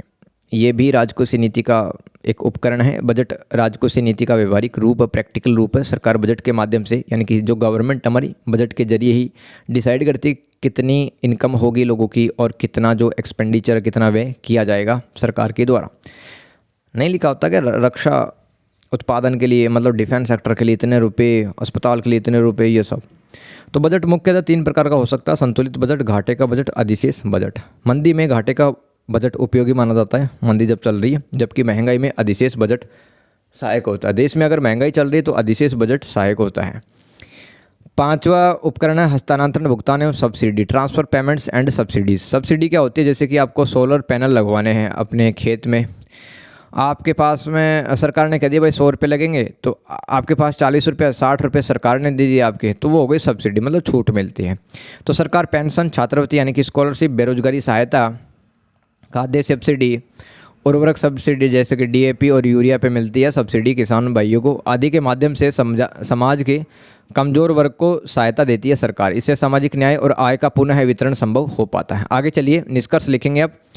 राजकोषीय नीति सरकार का एक प्रभावशाली आर्थिक हथियार है। इसके माध्यम से सरकार कराधान यानी कि टैक्स लगाने की प्रक्रिया, सार्वजनिक व्यय, ऋण, बजट, सब्सिडी यानी कि छूट का प्रयोग करके देश के अंदर आर्थिक स्थिरता, विकास और सामाजिक कल्याण सुनिश्चित करती है, क्योंकि समाज के सभी वर्गों का भला होता है। राजकोषीय नीति अगर अच्छी होती है तो इस तरह से लिख देना, नंबर मिल जाएंगे, नो टेंशन। एक विकासशील देश जैसे कि भारत में राजकोषीय नीति का महत्व और भी अधिक है, क्योंकि यह केवल अर्थव्यवस्था को नियंत्रित नहीं करती बल्कि समावेशी विकास को भी का भी मार्ग प्रशस्त करती है। इंक्लूसिव डेवलपमेंट का मतलब होता है समाज का जो कोई भी व्यक्ति हो पीछे ना छूटे, सबका भला हो, किसी की कोई जाति, मजहब, धर्म, नस्ल, लिंग कुछ भी हो, सब आगे बढ़ें, इसको कहते हैं इंक्लूसिव डेवलपमेंट। समावेशी विकास, यानी कि सब लोग समा जाना किसमें, मतलब विकास की प्रक्रिया में। क्वेश्चन नंबर 4, भारत की विदेशी प्रत्यक्ष निवेश नीति फॉरेन डायरेक्ट इन्वेस्टमेंट पॉलिसी के मुख्य चरणों को बताइए। बहुत शानदार सवाल है दोस्तों, है ना। तभी मैं कह रहा हूँ कि इसके बाद में एक सेट और आएगा, 2 सेट हो जाएंगे। तो आप देख रहे हो हर एक चीज़ आपको समझ में आ रही है। 2-4 बार और देखोगे तो और ज़्यादा दिमाग के अंदर फिट हो जाएगा। और तभी नहीं हो रहा तो कमेंट करना कि ये लाइन, ये सवाल है नहीं समझ में आ रहा है, तो मैं ईजी लैंग्वेज में समझा दूँगा। देखो, सबसे पहले तो आपको इंट्रोडक्शन लिखना है। मैंने बताया इंट्रोडक्शन में आप डेफिनेशन लिख सकते हो, कुछ डेटा लिख सकते हो, या जो भी समझते हो वो लिख सकते हो। तो विदेशी प्रत्यक्ष निवेश यानी कि फॉरेन डायरेक्ट इन्वेस्टमेंट का मतलब है जब कोई विदेशी कंपनियां, निवेशक किसी भी देश में उद्योग, व्यापार, सेवा या उत्पादन क्षेत्र में दीर्घकालीन निवेश करता है और उसके प्रबंधन पर भी कुछ हद तक नियंत्रित रखता है। जैसे कि मान लो कोई अमेरिका का बंदा है, वो भारत में मोबाइल बनाना चाहता है, भारत में बेचना चाहता है, तो बहुत सारा पैसा लगाएगा भारत में, वही पैसा एफडीआई के रूप में आएगा। तो भारत की एफडीआई नीति समय के साथ बदलती रही है। स्वतंत्रता के बाद भारत ने अपने पहले सावधानीपूर्ण और नियंत्रित नीति अपनाई, फिर धीरे धीरे उदारीकरण, यानी कि बहुत छूट हम देने लगे। उदारीकरण का मतलब है जैसे कि अमेरिका का कोई बंदा है, उसको सस्ती दर पे, सस्ते रेट पे उसको ज़मीन मिल जाना, उसका कारखाना जब खुलता है तब सरकारी नियम और ढीले कर दिए जाते हैं। ये उदारीकरण की प्रोसेस कहलाती है। 1991 के बाद में आए थे ये सुधार, इसको एलपीजी रिफॉर्म्स भी कहते हैं। उदारीकरण आया था, निजीकरण आया था, उसमें वैश्वीकरण आया था, ठीक है। पीवी नरसिम्हा राव जी की सरकार थी। भारत की जो एफडीआई नीति है ना, उसको मुख्य 3 चरणों में हम समझ सकते हैं। आपकी बुक में दे रखा है ये। प्रथम चरण, देखो विदेशी प्रत्यक्ष निवेश नीति के मुख्य चरण बताने थे ना, तो एफडीआई का मतलब बता दो पहले, फिर इसके चरण लिख दो। 1950 और 80 के बीच में क्या हुआ, नियंत्रण और संरक्षण का दौर था। क्योंकि दोस्तों देश आज़ाद हुआ था, देश के सामने पहले ही काफ़ी सारी समस्याएं थी, है ना। मार्केट को अचानक से खोल नहीं सकते थे अपन। तो इस अवधि में भारत ने मिश्रित अर्थव्यवस्था, मतलब मिक्स जो इकोनॉमी, तो मैं आपसे चर्चा कर रहा था कि हमारा जो इकोनॉमी है, यानी कि विदेशी प्रत्यक्ष निवेश की नीति, उसका पहला चरण तो मिश्रित अर्थव्यवस्था अपनाई, यानी कि कुछ तत्व जो एलिमेंट्स थे वो हमने पूंजीवाद से अपनाए, कैपिटलिज्म से हम अपनाए, कुछ समाजवाद के यानी कि सोशलिज्म के अपनाए, और हमने आत्मनिर्भरता की नीति अपनाई, सेल्फ रिलायंस की। सरकार का जोर, सार्वजनिक क्षेत्र यानी कि जैसे कि रक्षा विभाग है, रेलवे, ये सब सार्वजनिक क्षेत्र कहलाते हैं। घरेलू उद्योगों की सुरक्षा और विदेशी पूंजी पर नियंत्रण करना था। इस चरण की मुख्य विशेषताएं देखो, 50 और 80 के बीच में किस तरह से विदेशी प्रत्यक्ष नीति अपनाई गई। विदेशी प्रत्यक्ष निवेश नीति एफडीआई, विदेशी निवेश को सीमित और चयनात्मक रूप से अनुमति दी गई। यानी कि मान लो बहुत सारे इन्वेस्टर पैसा लगाना चाहते थे भारत में, लेकिन भारत सरकार है ना, वो संरक्षण की नीति, प्रोटेक्शन की नीति अपना रही थी। सरकार चाह रही थी भारत विदेशी कंपनियों पर ज़्यादा डिपेंड ना हो। तकनीकी सहयोग को कुछ हद तक स्वीकार किया गया, टेक्निकल कोलैबोरेशन, जैसे कि अब जैसे कि हिंदुस्तान कॉपर लिमिटेड कंपनी है, तो उसकी जो मशीनें हैं, है ना, जैसे कोई सरकारी कंपनी है उसमें जो मशीनें लगेंगी, जैसे खनन की कंपनी, माइनिंग की कंपनी है, उसमें मशीनें जापान से आ रही हैं, अमेरिका से आ रही है, उसको कहते हैं टेक्निकल कोलैबोरेशन, को कुछ हद तक स्वीकार किया गया, परंतु स्वामित्व और नियंत्रण भारतीय हाथों में रखने पर जोर दिया गया था। एमआरटीपी एक्ट और एफईआरए, ये अधिनियम है 1973 के, जैसी व्यवस्थाओं ने विदेशी कंपनियों की गतिविधियों पर कड़ा नियंत्रण लगाया था। क्योंकि इससे क्या होता, अगर मान लो अचानक से हमने छूट दे दी कि बल किसी का भी मन हो तो भारत में पैसा लगा सकता, कंपनी खड़ी कर सकता है, इससे क्या होता, हमारे जो देश के व्यापारी है ना, वो मारे जाते हैं ना, उनका नुकसान होता है। फिर द्वितीय चरण देखिए, सेकंड स्टेज 1980 से 1991 के बीच में। 1991 क्यों है, क्योंकि अब तो 1991 के बाद में दोस्तों एलपीजी रिफॉर्म्स आ गए थे, अभी बताया, उदारीकरण, प्राइवेटाइजेशन, ग्लोबलाइजेशन, ये सब। तो आंशिक उदारीकरण का दौर था भाई 1980 और 91 के बीच। भारत ने महसूस किया कि औद्योगिक विकास, आधुनिक तकनीक और निर्यात वृद्धि के लिए, यानी कि हम एक्सपोर्ट बढ़ाना चाहते, सामान बेचना चाहते थे। भाई जितना ज़्यादा सामान बेचेंगे उतना ही तो पैसा मिलेगा। तो आधुनिक तकनीक और निर्यात वृद्धि के लिए विदेशी निवेश की कुछ अधिक आवश्यकता, इसलिए इस अवधि में एफडीआई नीति में सीमित ढील दी गई। इस चरण में मुख्य विशेषता देखो, कुछ उद्योगों में विदेशी निवेश को कम, पहले की तुलना में अधिक प्रोत्साहन दिया गया।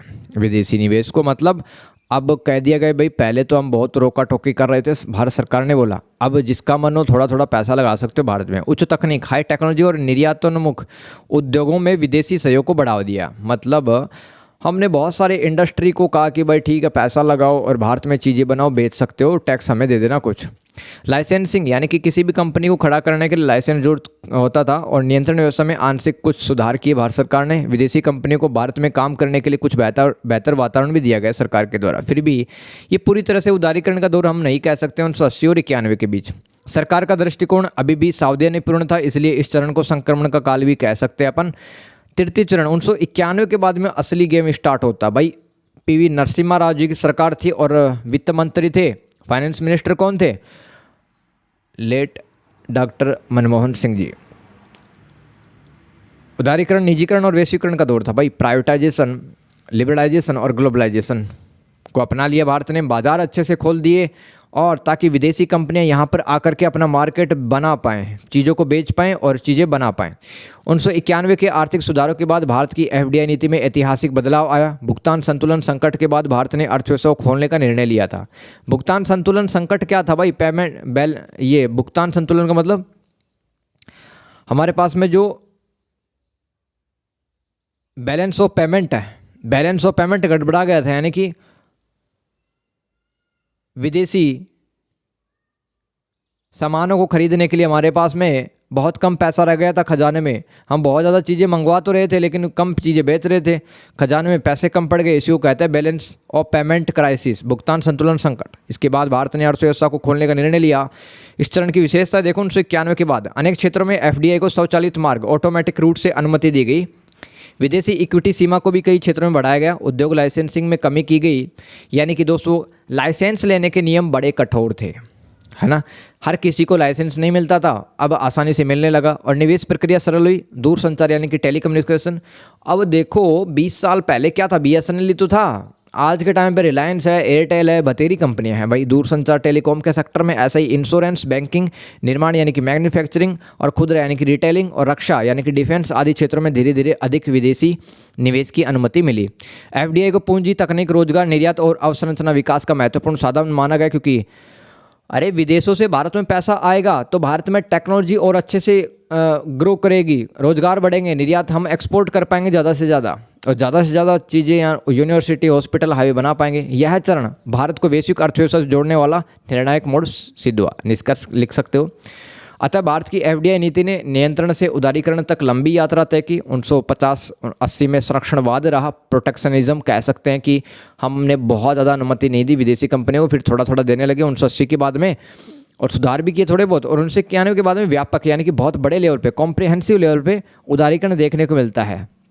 स्पष्ट है कि एफडीआई नीति में, एफडीआई पॉलिसी में हमने चेंज किए भारत की अर्थव्यवस्था को अधिक प्रतिस्पर्धी, हमारा भी जो इकोनॉमी है दुनिया की इकोनॉमी से कंपटीशन करें, हम भी जापान, जर्मनी, ब्रिटेन की इकोनॉमी से कंपटीशन करें, आधुनिक बने और वैश्विक बनाएं। क्वेश्चन नंबर 5, भारत की व्यापार नीति, ट्रेड पॉलिसी पर प्रकाश डालिए। देखो भूमिका आप लिख सकते हो, एक अच्छी भूमिका होगी तो अच्छे नंबर मिलेंगे।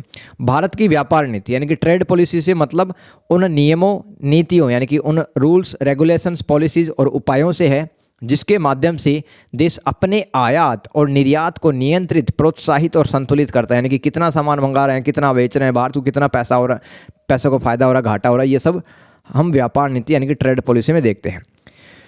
तो व्यापार नीति का उद्देश्य केवल विदेशी व्यापार बढ़ाना नहीं बल्कि घरेलू उद्योगों की सुरक्षा भी करनी है। देश के जो उद्योग है ना, इंडस्ट्री, उनको भी भाई प्रॉफिट मिलना चाहिए, कुछ ऐसा हमारा ट्रेड पॉलिसी हो। विदेशी मुद्रा अर्जन यानी कि हमारे पास में दूसरे देशों की करेंसी बढ़े, अर्जन मतलब इकट्ठा होना, फॉरेन करेंसी, रोजगार सृजन, नौकरियां जनरेट हो तथा आर्थिक विकास को गति देना भी होता है भारत व्यापारिक नीति का उद्देश्य। स्वतंत्रता के बाद भारत की व्यापार नीति समय समय पर बदलती रही। इसमें मुख्यतः 3 चरणों में समझा जा सकता है।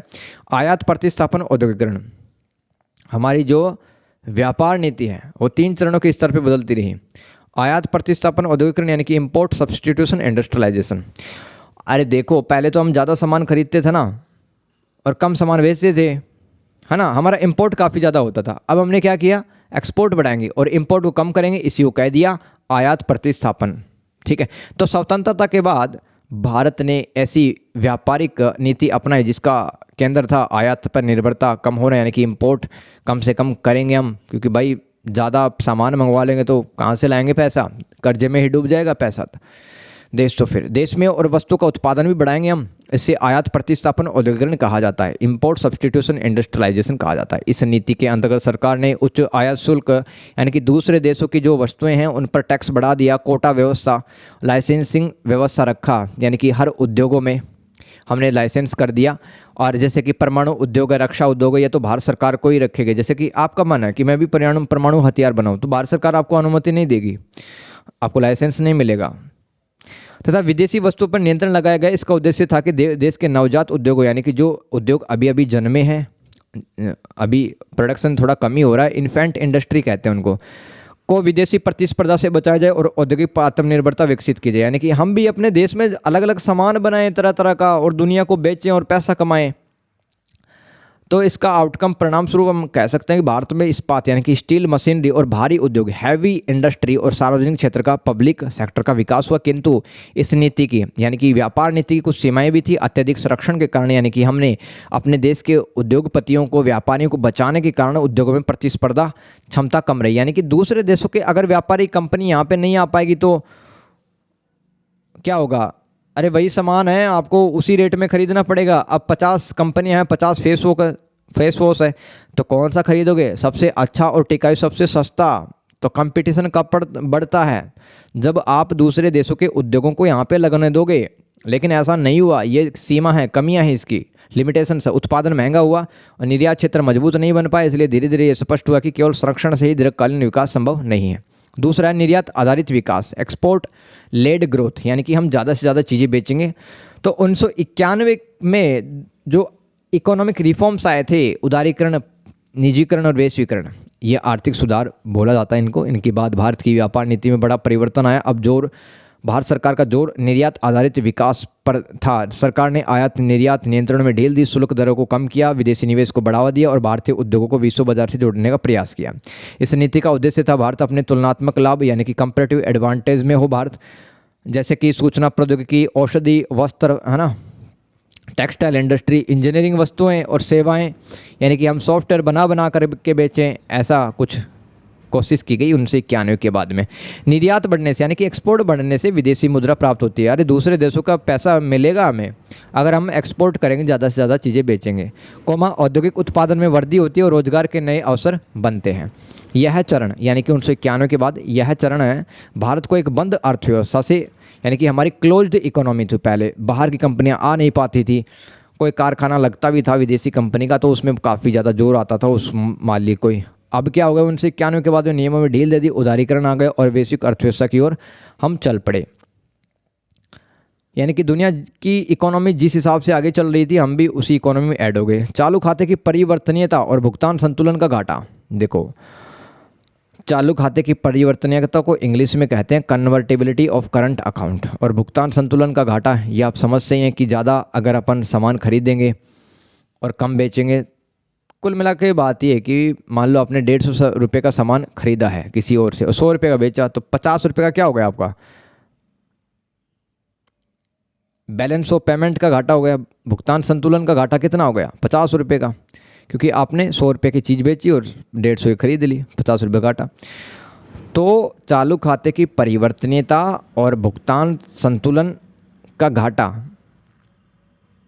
ये व्यापार नीति का एक इम्पोर्टेंट पहलू है, एक इम्पोर्टेंट पक्ष है। चालू खाते की परिवर्तनीयता का मतलब क्या है? व्यापार, सेवाओं, ब्याज, लाभांश, जितना पैसा आप कमाएंगे आदि से जुड़े विदेशी लेन देन अपेक्षाकृत आसानी से किए जा सकें। तो जैसे कि ऑस्ट्रेलिया से 100 करोड़ का सामान ले रहे हैं, 150 करोड़ का बेच रहे हैं, तो इन सब प्रक्रियाओं को आसान बनाया जाए, इसको कहेंगे अपन चालू खाते की परिवर्तनीयता। भारत ने उदारीकरण के बाद चालू खाते में अधिक खुलापन अपनाया, जिससे अंतर्राष्ट्रीय व्यापार को सुविधा मिली। परंतु जब आयात निर्यात से अधिक होते हैं, यानी कि इम्पोर्ट ज़्यादा होता है एक्सपोर्ट से, यानी कि ज़्यादा सामान जब मंगवाते हैं कम बेचते हैं, तब व्यापार घाटा, हमारा जो ट्रेड डेफिसिट है, आगे चलकर चालू खाते का घाटा बढ़ सकता है। हमारा व्यापार घाटा भी बढ़ेगा, क्योंकि भाई 100 रुपये का सामान है बेच रहे हैं, 150 का खरीद रहे हैं, तो व्यापार घाटा और आगे चलकर चालू खाते का घाटा भी बढ़ सकता है। यानी कि उस देश के साथ में लगातार व्यापार करते रहे तो भाई करोड़ों के घाटे में चले जाएंगे अपन। यह स्थिति विदेशी मुद्रा भंडार पर दबाव डालती है। हमारे पास में जो पैसा रखा हुआ है दूसरे देशों का, वो भी अपन खर्च करने लगते हैं, क्योंकि दूसरे देश फ्री में थोड़ी देगा, उसको पैसा तो देना ही पड़ेगा ना। अतः व्यापार नीति का उद्देश्य यह भी है कि निर्यात बढ़े, अनावश्यक आयात घटे और बाह्य क्षेत्र में संतुलन बना रहे। आगे चलते हैं निष्कर्ष।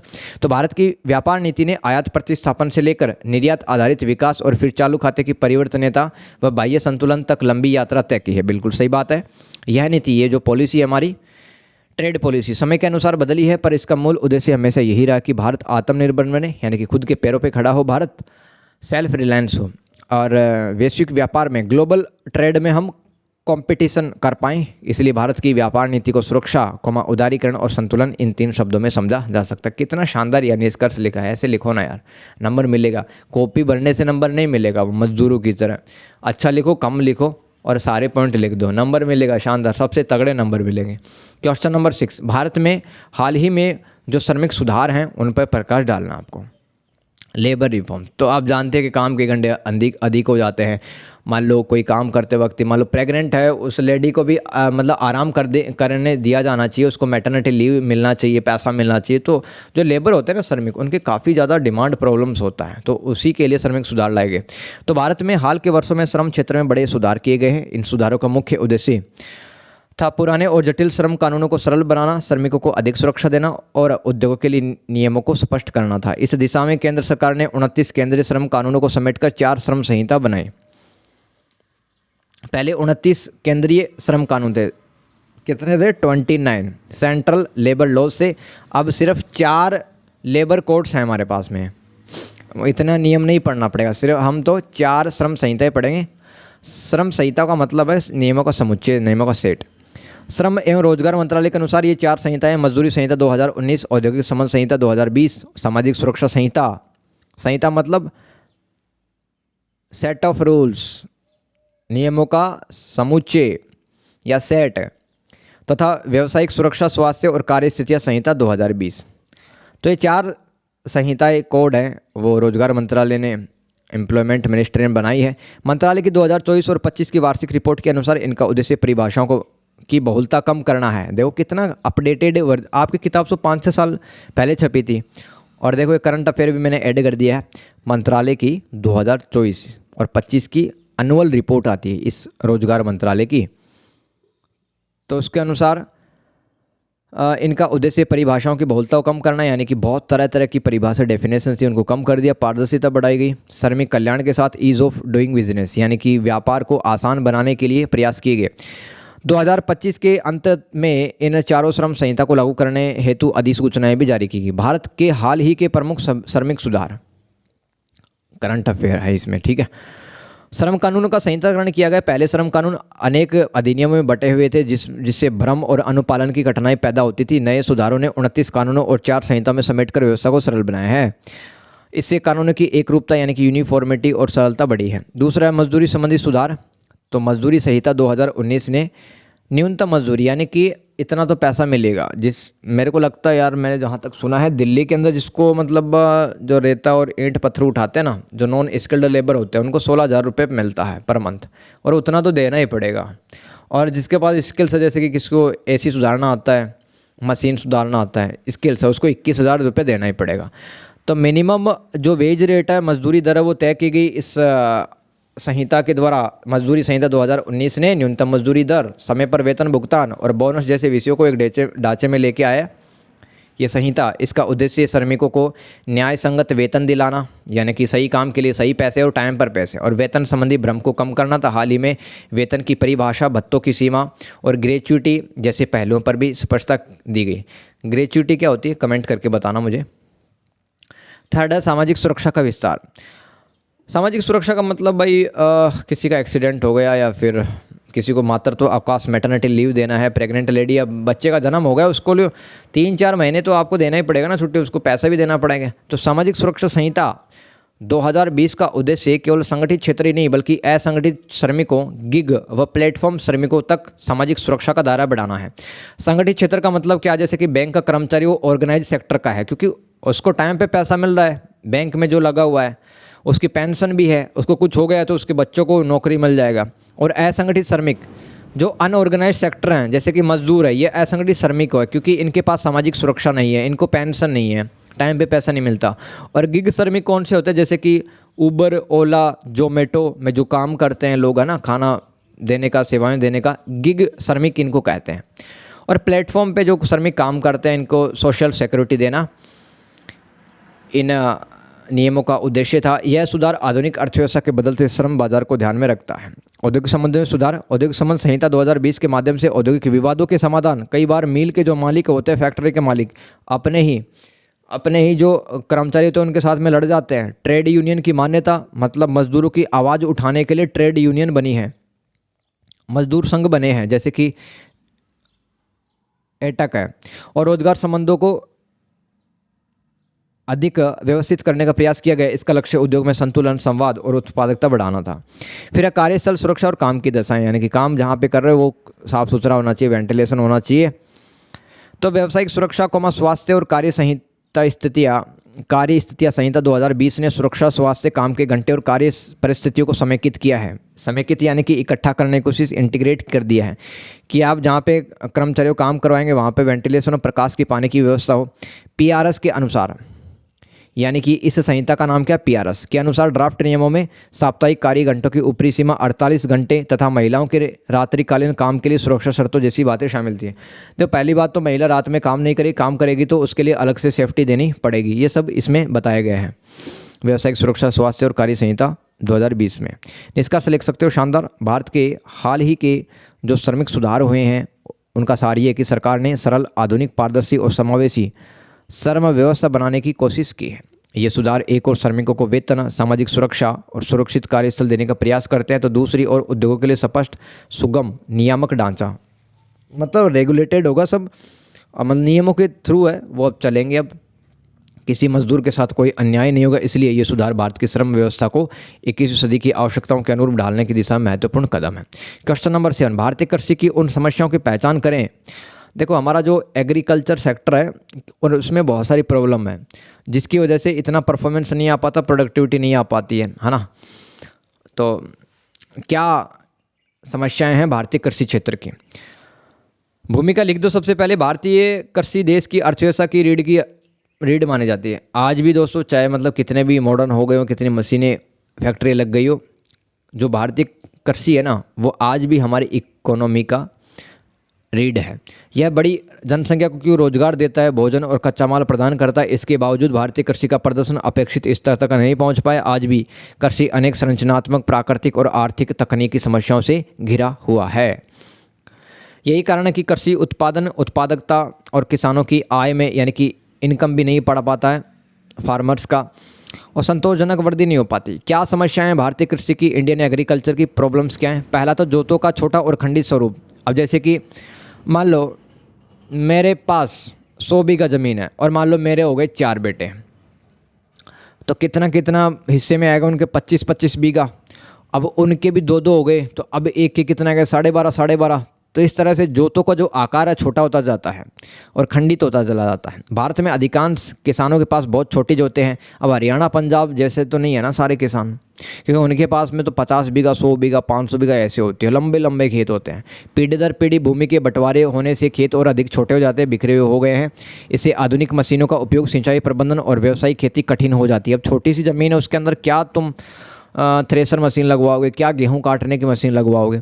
मानसून पर अत्यधिक निर्भरता है। भारतीय कृषि का बड़ा भाग अभी भी वर्षा पर निर्भर है। यदि वर्षा कम हो जाए, अधिक हो जाए, समय पर न हो तो उत्पादन पर सीधा नकारात्मक प्रभाव बढ़ता है। इस कारण कृषि में अनिश्चित बनी रहती है, अनसर्टेनिटी रहती है कृषि में। फिर तीसरा पॉइंट लिख सकते हो, सिंचाई सुविधाओं की कमी। हालांकि सिंचाई का विस्तार हुआ, फिर भी देश के अनेक क्षेत्रों में पर्याप्त सिंचाई सुविधा उपलब्ध नहीं है, क्योंकि हर खेत तक पानी नहीं पहुँच पाया आज भी। देखो, पंजाब, हरियाणा ने तो अच्छा कोशिश किया, पर राजस्थान में देखो, आप एमपी में देखो, इतना ज़्यादा अभी व्यवस्था नहीं है। सरकार कोशिश कर रही है, तारीफ है सरकार की, जितना भी प्रयास किया है, लेकिन और ज़्यादा सुधार की आवश्यकता है। नहर, तालाब, ट्यूबवेल और जल संचयन व्यवस्था, यानी कि हम बरसात का पानी इकट्ठा करते हैं के कारण है नहर, तालाब, ट्यूबवेल और जल संचयन व्यवस्था की कमी के कारण किसान वर्षा आधारित खेती करने को मजबूर है। तो किसान के पास में एक ही सोर्स है कि बरसात का पानी गिर जाए मेरे खेत में, उसी से मैं खेती कर लूँ। किसान के पास में, हर किसान के पास नहर तालाब का पानी अवेलेबल थोड़ी है। चौथा पॉइंट लिख सकते हो, क्या समस्या, पारंपरिक तकनीक और कम यंत्रीकरण, यानी कि आज भी है ना पुरानी जो मशीनें हैं उनका यूज कर रहे हैं, पुरानी टेक्नोलॉजी, पुराने तरीके हैं किसान भाई यूज़ करते हैं, उनके पास में अच्छे ट्रैक्टर है ना, ये सब नहीं है। कई किसान अभी भी पुराने औजारों यानी कि पुराने टूल्स और पारंपरिक पद्धतियों का उपयोग करते हैं। उन्नत बीज, ड्रिप सिंचाई, आधुनिक मशीनें, वैज्ञानिक खाद प्रबंधन है ना। अब सारे तो केंचुए खाद नहीं डाल सकते ना। और कृषि अनुसंधान का लाभ सभी तक समान रूप से नहीं पहुंच पाता, इससे उत्पादकता कम रहती है। उर्वरकों, बीजों और ऋण की समस्या, लोन भी नहीं मिल पाता किसान भाइयों, कई बार अच्छे फर्टिलाइज़र नहीं मिल पाते, बीज नहीं मिल पाते। तो अच्छे बीज, खाद, कीटनाशक और सस्ता ऋण समय पर नहीं मिल पाना किसान भाइयों की सबसे बड़ी समस्या है। छोटे किसान अक्सर महाजनों से यानी कि जो सेठ होते हैं उन ऊंचे ब्याज दर पे कर्ज ले लेते हैं, जिससे कि उनकी आर्थिक स्थिति और ज़्यादा कमज़ोर हो जाती है। और मानसून खराब आया तो पता चला किसान कर्ज के बोझ के तले दब के आत्महत्या कर ली। तो महाराष्ट्र में देखते हैं कितने किसान मर जाते हैं। विपणन व्यवस्था की कमजोरी, किसान के पास में मान लो गेहूँ हो गया, फल हो गए, सब्जी हो गई, कहाँ बेचे? तो मार्केटिंग की भी व्यवस्था कमज़ोर है। किसानों को अपनी उपज का उचित मूल्य नहीं मिल पाता आज भी। मंडियों में बिचौलियों का प्रभाव, दलाल हैं वो बैठे हुए हैं मंडी में। भंडारण की कमी, कई लाखों टन अनाज तो हमारा ऐसे सड़ जाता, खराब हो जाता, फल सब्जी ये सब। तो परिवहन की समस्या भी है, मूल्य में भारी उतार चढ़ाव होता है, किसानों की आय प्रभावित होती है। आगे चलते हैं, भूमि की उर्वरता में कमी बहुत ज़्यादा, जैसे कि हरित क्रांति के कारण हरियाणा, पंजाब में बहुत ज़्यादा फर्टिलाइज़र डाला गया खाद्य उत्पादन को बढ़ाने के लिए। अब कैंसर हो रहा है लोगों को, अब समझ में आ रहा है। तो धीरे धीरे क्या, धीरे धीरे बात समझ में आती है ना। मृदा अपरदन यानी कि मिट्टी का कटाव हो रहा, जल भराव, ज़मीन के ऊपर पानी नीचे नहीं रिस रहा, भरा हुआ है। और भूमि क्षरण के कारण मिट्टी की गुणवत्ता, क्वालिटी प्रभावित हुई, इससे उत्पादन क्षमता घटती है। फिर जनसंख्या दबाव और छिपी बेरोजगारी। अरे छिपी बेरोजगारी क्या होती है पता है? जैसे कि एक खेत में 10 लोग काम कर रहे हैं, अब मान लो उसी खेत में अगर 20 लोग काम करने लग जाएं तो वो क्या होगी? छिपी हुई बेरोजगारी। तो एक तरह की, जैसे कि शहर में कोरोना में जो लोग काम कर रहे थे ना, वो अपने गांव में चले गए, खेती बाड़ी करने लगे। अरे जिस खेत में 10 बंदे काम कर रहे हैं उसमें 20-30 काम करेंगे तो सबकी इनकम इतनी थोड़ी होगी, छिपी हुई बेरोजगारी होगी वो। तो कृषि पे आश्रित जनसंख्या बहुत ज़्यादा है, आज भी खेतों में लोग लगे हुए रहते हैं, जबकि भूमि हमारे पास में बहुत कम है। इससे छिपी बेरोजगारी बढ़ती है, प्रति व्यक्ति आय कम रहती है, पर कैपिटा इनकम कम होती है।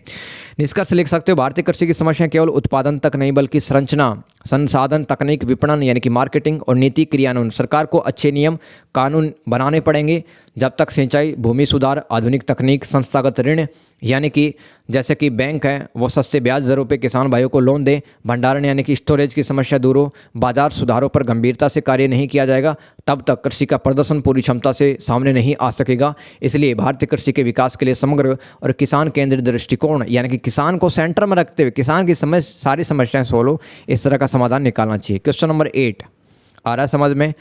आ रहा कि नहीं आ रहा बता देना यार, ठीक है। क्वेश्चन नंबर 8, और मेहनत पसंद आ रही है तो एक प्यारा सा कमेंट कर सकते हो, उससे मोटिवेशन मिलता है और वीडियो की रीच बढ़ेगी। 1960 के दशक से, इसका मतलब क्या? 1960, 61, 62, 63, 64, 1969 तक, और 1990 के दशक के दौरान भारतीय कृषि के पारंपरिक से आधुनिक चरण में हुए बदलाव को समझाइए। यानी कि पहले तो पुराने तरीके अपनाते थे 60 से पहले, और फिर नए नए कृषि यंत्र आए है ना, नए नए ट्रैक्टर आ गए, और ट्रैक्टर के पीछे जो लगते हैं जो खेत वगैरह में काम आते हैं टूल्स वगैरह नए नए आ गए। क्या क्या परिवर्तन हुआ? नए नए बीज आ गए, नए नए पेस्टिसाइड, कीटनाशक, ये सब आ गए। तो स्वतंत्रता के बाद भारत की अर्थव्यवस्था का मुख्य आधार कृषि ही थी 1947 के बाद में, परंतु 1960 के दशक यानी कि जो 1960 का डिकेड है तक भारतीय कृषि मुख्यतः पारंपरिक वर्षा निर्भर, बरसात के पानी पर डिपेंडेंट थे। कम उत्पादक और जीविका उपार्जन यानी कि किसान इतना ही अपने ज़मीन से उगा पाता था जिससे कि उसका जीवन चल जाए और परिवार है वो भी पेट भर ले अपना। इसमें परंपरागत बीज, बैल, हल, सीमित सिंचाई और वैज्ञानिक तकनीकों का अभाव था। लेकिन 1960 के दशक से 1990 के दशक के बीच भारतीय कृषि में गहरा परिवर्तन आया। यह परिवर्तन विशेष रूप से हरित क्रांति, तकनीकी प्रगति, सिंचाई विस्तार और रासायनिक उर्वरकों के उपयोग और कृषि के व्यवसायीकरण के रूप में दिखाई देता है। पारंपरिक कृषि की विशेषता देखो आप, 1960 के दशक से पहले भारतीय कृषि की प्रमुख विशेषताएं थी, वर्षा पे बहुत ज़्यादा डिपेंडेंट हो गए थे, परंपरागत बीजों का उपयोग करते थे हम, उत्पादन का निम्न स्तर था यानी कि प्रोडक्शन भी कम करता था किसान, भूमि का छोटा और बिखरा स्वरूप था, मतलब 5 बीघा मेरी यहाँ पे, 1 बीघा वहाँ पे, 3 बीघा मेरे दूसरे गाँव में है, तो ऐसी बिखरी हुई मेरी ज़मीन होती थी, ठीक है। क्योंकि नीति नियम कानून ही नहीं थे पहले, खेती का उद्देश्य बाजार नहीं था पहले 1960 से पहले, बल्कि परिवार की आवश्यकता की पूर्ति थी। इस कारण कृषि में उत्पादकता कम थी, प्रोडक्शन कम होता था, है ना। चाहे अनाज हो, चाहे सब्जी हो, फल फूल जो भी हो। किसान की इनकम लिमिटेड थी, खाद्यान्न संकट की स्थिति बनी रहती थी। कभी भी अकाल पड़ जाए तो काफ़ी लोग तो ऐसे मारे जाते थे। भारत को कई बार विदेशी खाद्यान्न आयात पर निर्भर रहना पड़ता था। आप जानते हैं इंदिरा गांधी दोस्तों अमेरिका गई थी भारत के लिए अनाज लाने के लिए, ठीक है, गेहूँ लाने के लिए। तो हम विदेशों पर निर्भर रहते थे फूड ग्रेन्स के लिए और इम्पोर्ट करते थे वहाँ से। आधुनिक कृषि की ओर परिवर्तन, किस तरह से हम आगे बढ़ते हैं। हरित क्रांति, ग्रीन रिवोल्यूशन आता है 1960 के दशक के मध्य से, यानी कि 65 के आसपास। खाद्यान्न संकट से निपटने के लिए हरित क्रांति शुरू की गई भारत में। इसके अंतर्गत उच्च उपज देने वाली किस्में, यानी कि पहले किसी के खेत में अगर मान लो 50 किलो बाजरा होता था, अब होने लगा 200 किलो बाजरा, क्योंकि अच्छे सीड आ गए, रासायनिक उर्वरक है ना, फर्टिलाइज़र डाले गए ज़मीन के अंदर, कीटनाशक जो कि बीमारियां फैलाते हैं, खेतों को ख़राब कर देते थे पहले। आधुनिक कृषि उपकरणों का प्रयोग बढ़ा। इसका सबसे अधिक प्रभाव गेहूं और धान की खेती पर पड़ा। सिंचाई का विस्तार, आधुनिक कृषि के विकास में नहरों, ट्यूबवेलों और बहुउद्देशीय नदी घाटी परियोजनाओं की बड़ी भूमिका रही। यानी कि 2 से अधिक नदियों को जोड़ करके, जैसे कि राजस्थान, पंजाब, हरियाणा के अंदर पानी लाया गया, खेतों तक नहर बनाए गए, ट्यूबवेल बनाए गए। इससे कृषि जो है हमारी, अब बरसात के पानी पे हम निर्भर नहीं रहे और बहुफसली खेती संभव हुई, यानी कि एक ही साल के अंदर हम काफ़ी फसलें लगा पाए। मशीनीकरण भी हुआ, ट्रैक्टर, थ्रेसर, जो कि मतलब जैसे गेहूं आपने काट लिया तो गेहूं के दाने निकालने के लिए जिस मशीन का प्रयोग किया जाता है उसे थ्रेसर कहते हैं। पंप सेट जो कि पानी निकालने का काम करता है ज़मीन से, और हार्वेस्टर फसल को काटने का काम करता है। जैसी मशीनों के उपयोग ने कृषि को अधिक वैज्ञानिक, तेज और उत्पादक बनाया। इससे श्रम की बचत हुई, यानी कि लेबर कम लगा और बड़े पैमाने पर खेती को बढ़ावा मिला। आगे है कृषि का व्यवसायीकरण। तो 1960 से 1990 के बीच कृषि केवल जीविका का साधन न रहकर बाजारों उन्मुख होने लगी। किसान भाई या नकदी फसलें, उन्नत बीज और लाभकारी उत्पादन पर ध्यान देने लगे। 5वां है संस्थागत समर्थन। तो सरकारों ने भी सहायता की कि भाई हम इतने रुपए का गेहूं तो आपसे खरीदेंगे, तो उस मूल्य को कहते हैं न्यूनतम समर्थन मूल्य, मिनिमल सपोर्ट प्राइस। सहकारी ऋण, ग्रामीण बैंकों, कृषि विश्वविद्यालयों यानी कि एग्रीकल्चर के यूनिवर्सिटीज़ खुले और अनुसंधान रिसर्च संस्थानों के माध्यम से कृषि के आधुनिकीकरण को बढ़ावा मिला। इस परिवर्तन के प्रभाव क्या हुआ? हरित क्रांति का प्रभाव, ये पूछा जा सकता है, 10 नंबर का सवाल आया था।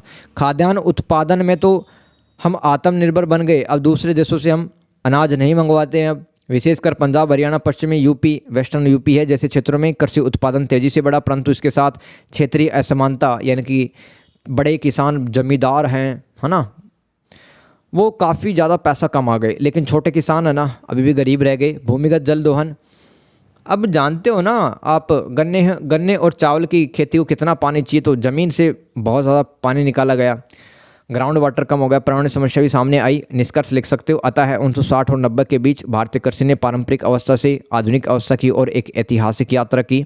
यह परिवर्तन केवल तकनीकी नहीं था, यानी कि हमने सिर्फ ऐसा नहीं कि कृषि ट्रैक्टर लेके आ गए, थ्रेसर लेके आए, पंप सेट लेके आ गए, बल्कि आर्थिक और सामाजिक बदलाव भी प्रतीक था।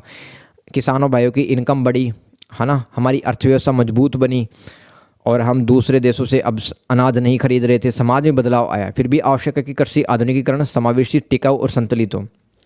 यानी कि हरित क्रांति का जो लाभ है, जैसे कि ये जो क्रांतियाँ होती हैं, परियोजना स्कीम आती हैं कृषि क्षेत्र में, इसका लाभ है ना सभी को होना चाहिए ताकि विकास का लाभ सभी किसानों तक पहुंच सके। क्वेश्चन नंबर 9 आगे समझ में कोई दिक्कत किसी को कमेंट करके पूछ लेना। क्वेश्चन नंबर 9 पे फोकस करो। भारत में भूस्वामी व्यवस्था, लैंड टेन्योर सिस्टम में शुरू किए गए प्रमुख सुधारों की सूची बताइए। तो ये क्या है, मतलब किसानों के बीच में असमानता, इनइक्वलिटी काफ़ी ज़्यादा थी। छोटे जो किसान थे जिसके पास खुद के पास कोई ज़मीन नहीं थी, दूसरों की ज़मीनों पे काम करता था, बड़े ख़राब हालात थे। तो इन हालातों को दूर करने के लिए भूस्वामी व्यवस्था लाई गई, लैंड टेन्योर सिस्टम। क्या क्या सुधार किए गए सरकारों के द्वारा? इंट्रोडक्शन लिख दो। स्वतंत्रता प्राप्ति के समय भारत की कृषि व्यवस्था अनेक समस्याओं से घिरी हुई थी। 1947 के आसपास भूमि पर वास्तविक खेती करने वाले जो किसान थे उनको न तो सुरक्षा प्राप्त होती थी, न उनको पर्याप्त अधिकार होते थे। जमींदार उनको ज़बरदस्ती खेतों में काम करवाता था, बेगार प्रथा इसको कहते हैं। कई बार पैसा ही नहीं देता था वो किसान को काम करने के लिए। जमींदारी, महालवाड़ी, रैयतवाड़ी व्यवस्थाओं ने, रैयत का मतलब किसान होता है, जैसी व्यवस्थाओं ने ये अंग्रेजों के द्वारा लाई गई थी ये व्यवस्थाएँ, लैंड रेवेन्यू सिस्टम कहते हैं, यह अभी भी भारत में चल रही थी 1947 के आसपास। किसानों को शोषण बढ़ा। ऐसी स्थिति में कृषि को न्यायपूर्ण, उत्पादक और किसानोन्मुख यानी किसान का भला होना चाहिए, ऐसा करने के लिए भूस्वामित्व व्यवस्था में व्यापक सुधार किए गए। इन सुधारों का उद्देश्य था मध्यस्थों का उन्मूलन, यानी कि बीच में जो दलाल टाइप के लोग आते हैं जो किसानों का हक छीन जाते हैं, उनको ख़त्म करना, किसानों का अधिकार बढ़ाना दिलाना, भूमि का न्यायपूर्ण वितरण और कृषि उत्पादन में वृद्धि करना। जैसे कि एक जमींदार के पास 1000 बीघा ज़मीन है, थोड़ी थोड़ी बांट के छोटे किसानों को भी दे दो ताकि उनका भला हो जाए, ऐसा ही किया गया। भूस्वामित्व व्यवस्था में प्रमुख सुधार क्या हुए? पहला है जमींदारी और मध्यस्थ प्रथा का उन्मूलन। स्वतंत्रता के बाद सबसे पहला और महत्वपूर्ण सुधार जमींदारी प्रथा को हटाना था। इसके बाद सरकार और किसान के बीच उपस्थित मध्यस्थों को हटाया गया। इससे वास्तविक कल्टीवेटर यानी कि जो वास्तविक किसान है का सरकार से सीधे संबंध स्थापित होगा। दलालों को खत्म कर दिया गया, यानी कि हटा दिया गया। यह कदम कृषि न्याय की दिशा में ऐतिहासिक माना जाता है। आगे है काश्तकारों को सुरक्षा। काश्तकार कौन होते हैं? जिनके पास खुद की ज़मीन नहीं होती, दूसरों की ज़मीनों पे किराए पर काम करते हैं, टेनेंसी रिफॉर्म्स।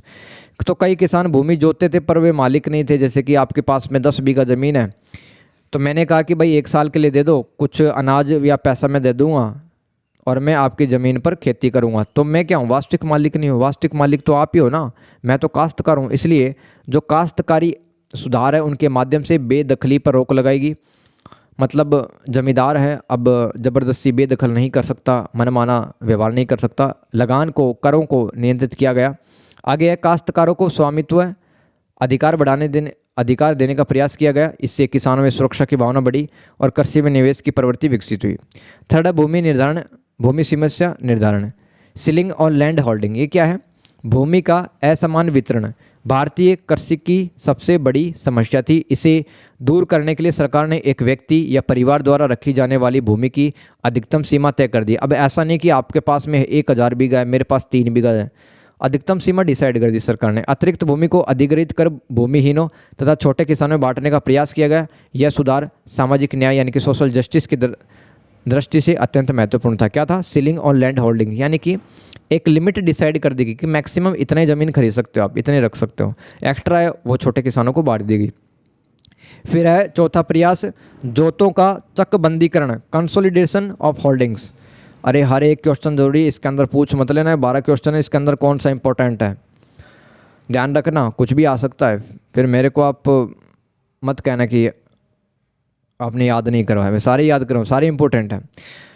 सेट नंबर 2 आएगा, उसमें भी सारे इंपॉर्टेंट होंगे, लेकिन आएंगे इसी में से, ध्यान रखना, क्योंकि सारी किताब का निचोड़ मैंने लिख दिया है, इंपॉर्टेंट क्वेश्चन सारे लिख दिए हैं। जोतों का चकबंदीकरण क्या होता है? Consolidation of holdings. होल्डिंग्स मतलब आपकी जो ज़मीन है। कई किसानों की भूमि छोटी छोटी और बिखरी हुई होती थी, इससे उत्पादन लागत बढ़ती थी। चकबंदी के द्वारा बिखरे हुए टुकड़ों को एक स्थान पर समेकित किया गया, यानी कि मैंने कहा ना कि 1 बीघा मेरी यहाँ पे है, 4 बीघा मेरे दूसरे गांव में है, 10 बीघा किसी तीसरे गांव में है, तो ऐसे क्या किया गया? मतलब मेरे को एक जगह ज़मीन दे देगी चकबंदी करके। इससे सिंचाई मशीनों का उपयोग, श्रम की बचत और उत्पादकता में वृद्धि हुई। फिर सहकारी खेती और भूमि अभिलेख सुधार। कुछ क्षेत्रों में सहकारी खेती को बढ़ावा दिया गया ताकि छोटे किसान मिलकर संसाधनों का उपयोग कर सकें।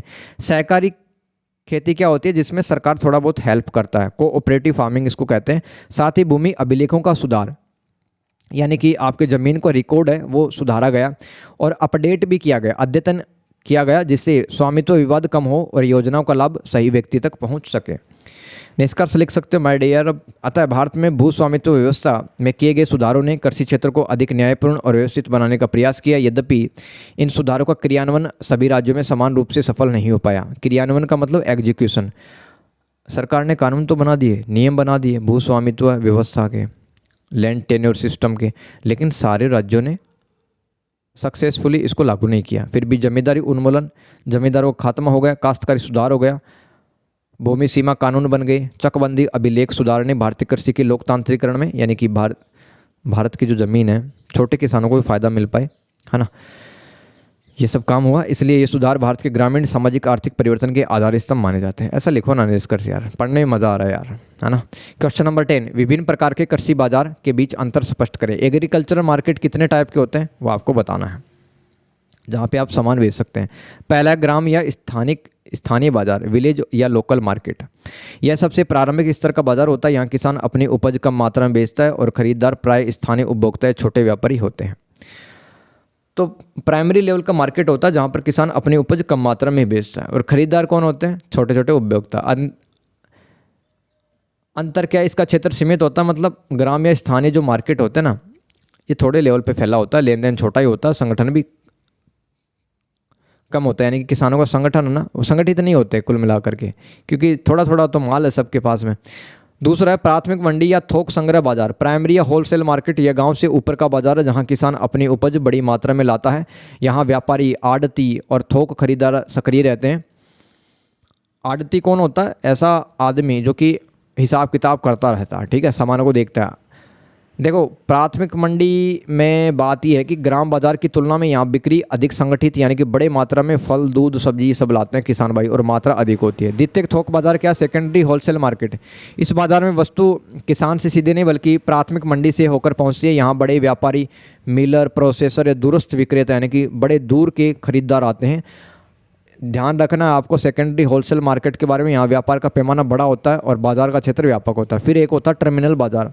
यह अंतिम बड़े उपभोग, यानी कि जहाँ पर कंज्यूम किया जाएगा, जैसे कि दिल्ली में आज़ादपुर है,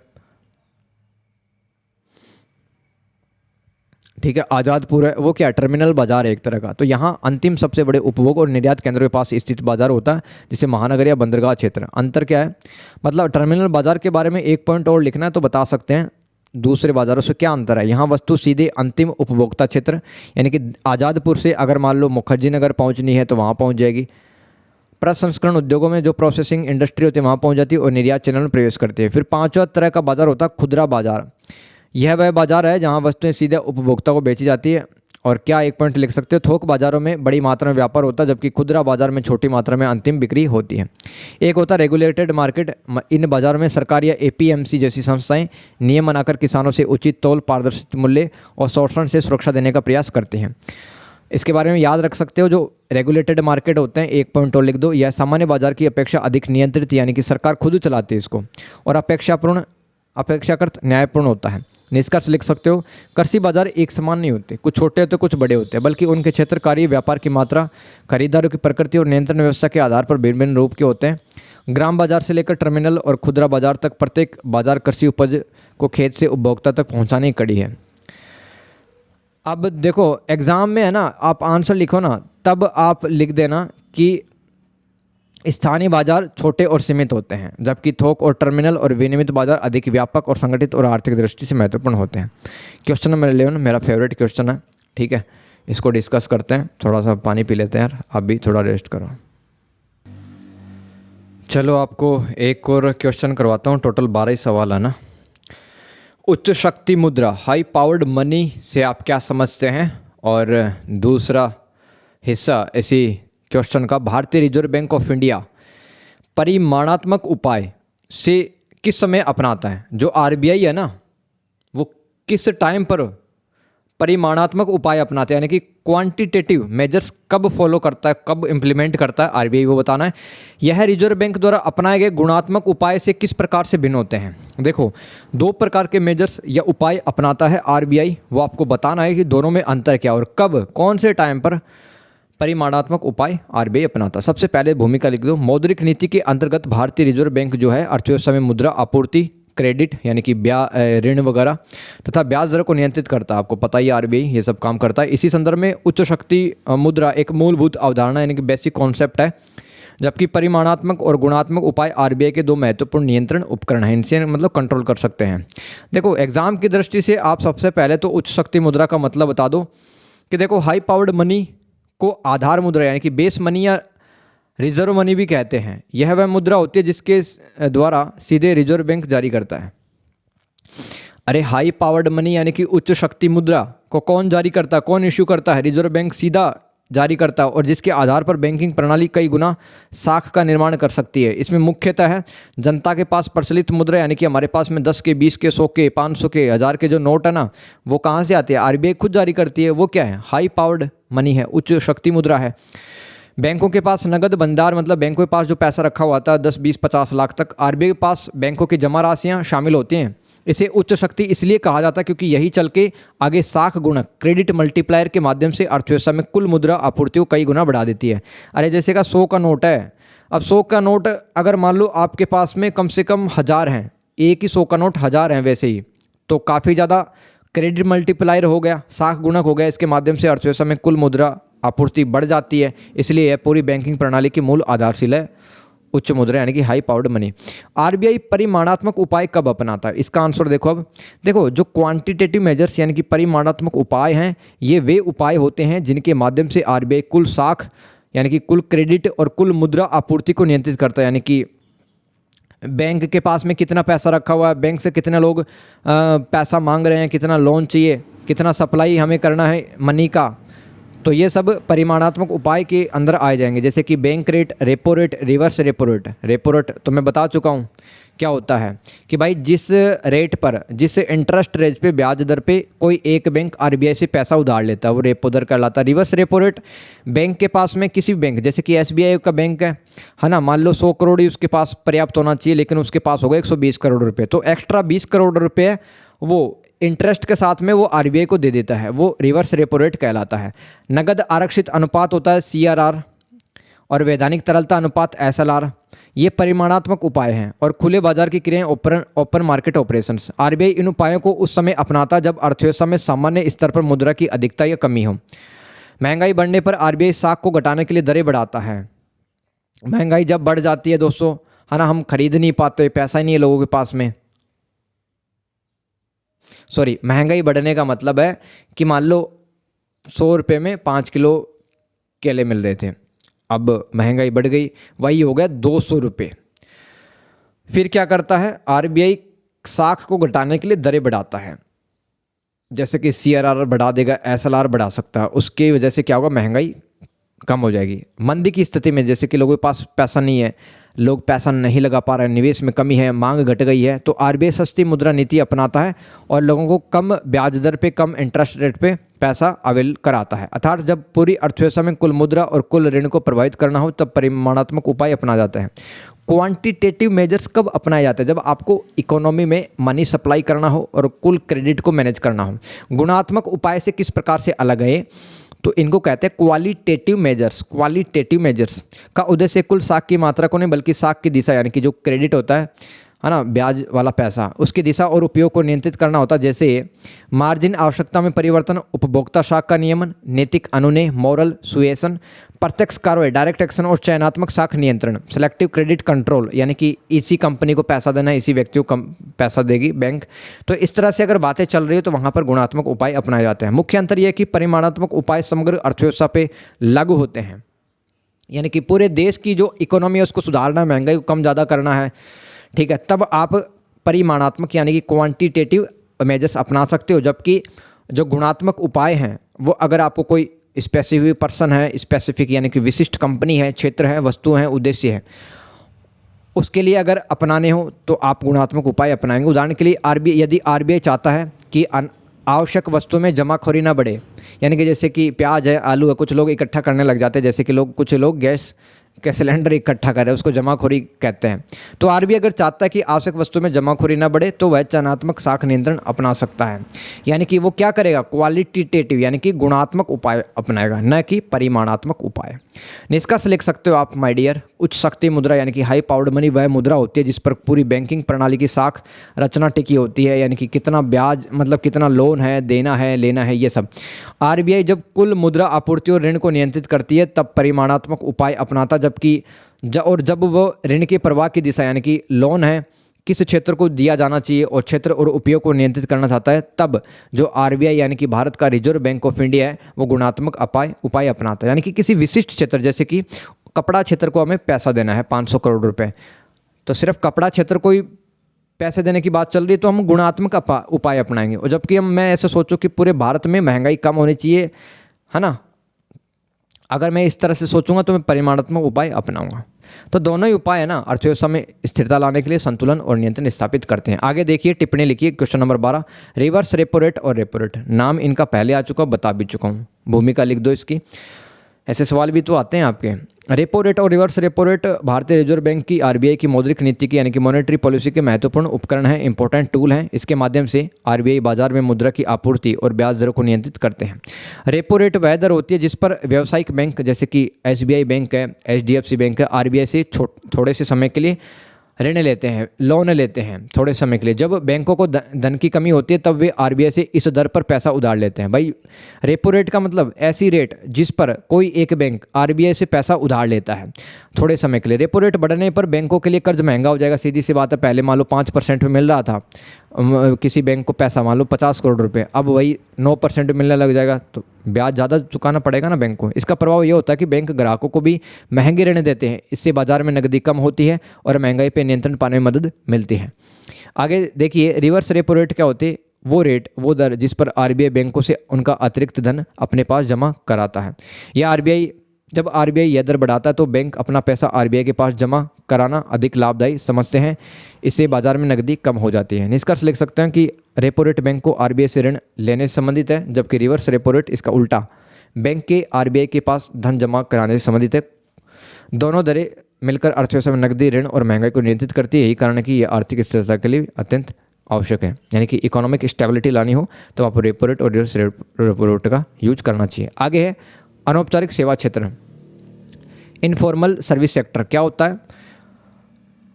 इस क्षेत्र से मतलब अर्थव्यवस्था के उस सेवा भाग से है जहां पर काम तो होते हैं परंतु वे सरकारी पंजीकरण यानी कि उनमें कोई गवर्नमेंट रजिस्ट्रेशन नहीं होता, नियमित वेतन नहीं होता, सामाजिक सुरक्षा और कानूनी संरक्षण से बाहर होते हैं। यह क्षेत्र भारत के जैसे विकासशील देशों में बहुत व्यापक है। अरे जैसे कि मान लो आप मजदूरी, मैं ही कर रहा हूँ, मान लो मजदूरी, यार कोई भी कभी करना पड़ सकता है ना जीवन में, कैसी सिचुएशन आ जाए, है ना।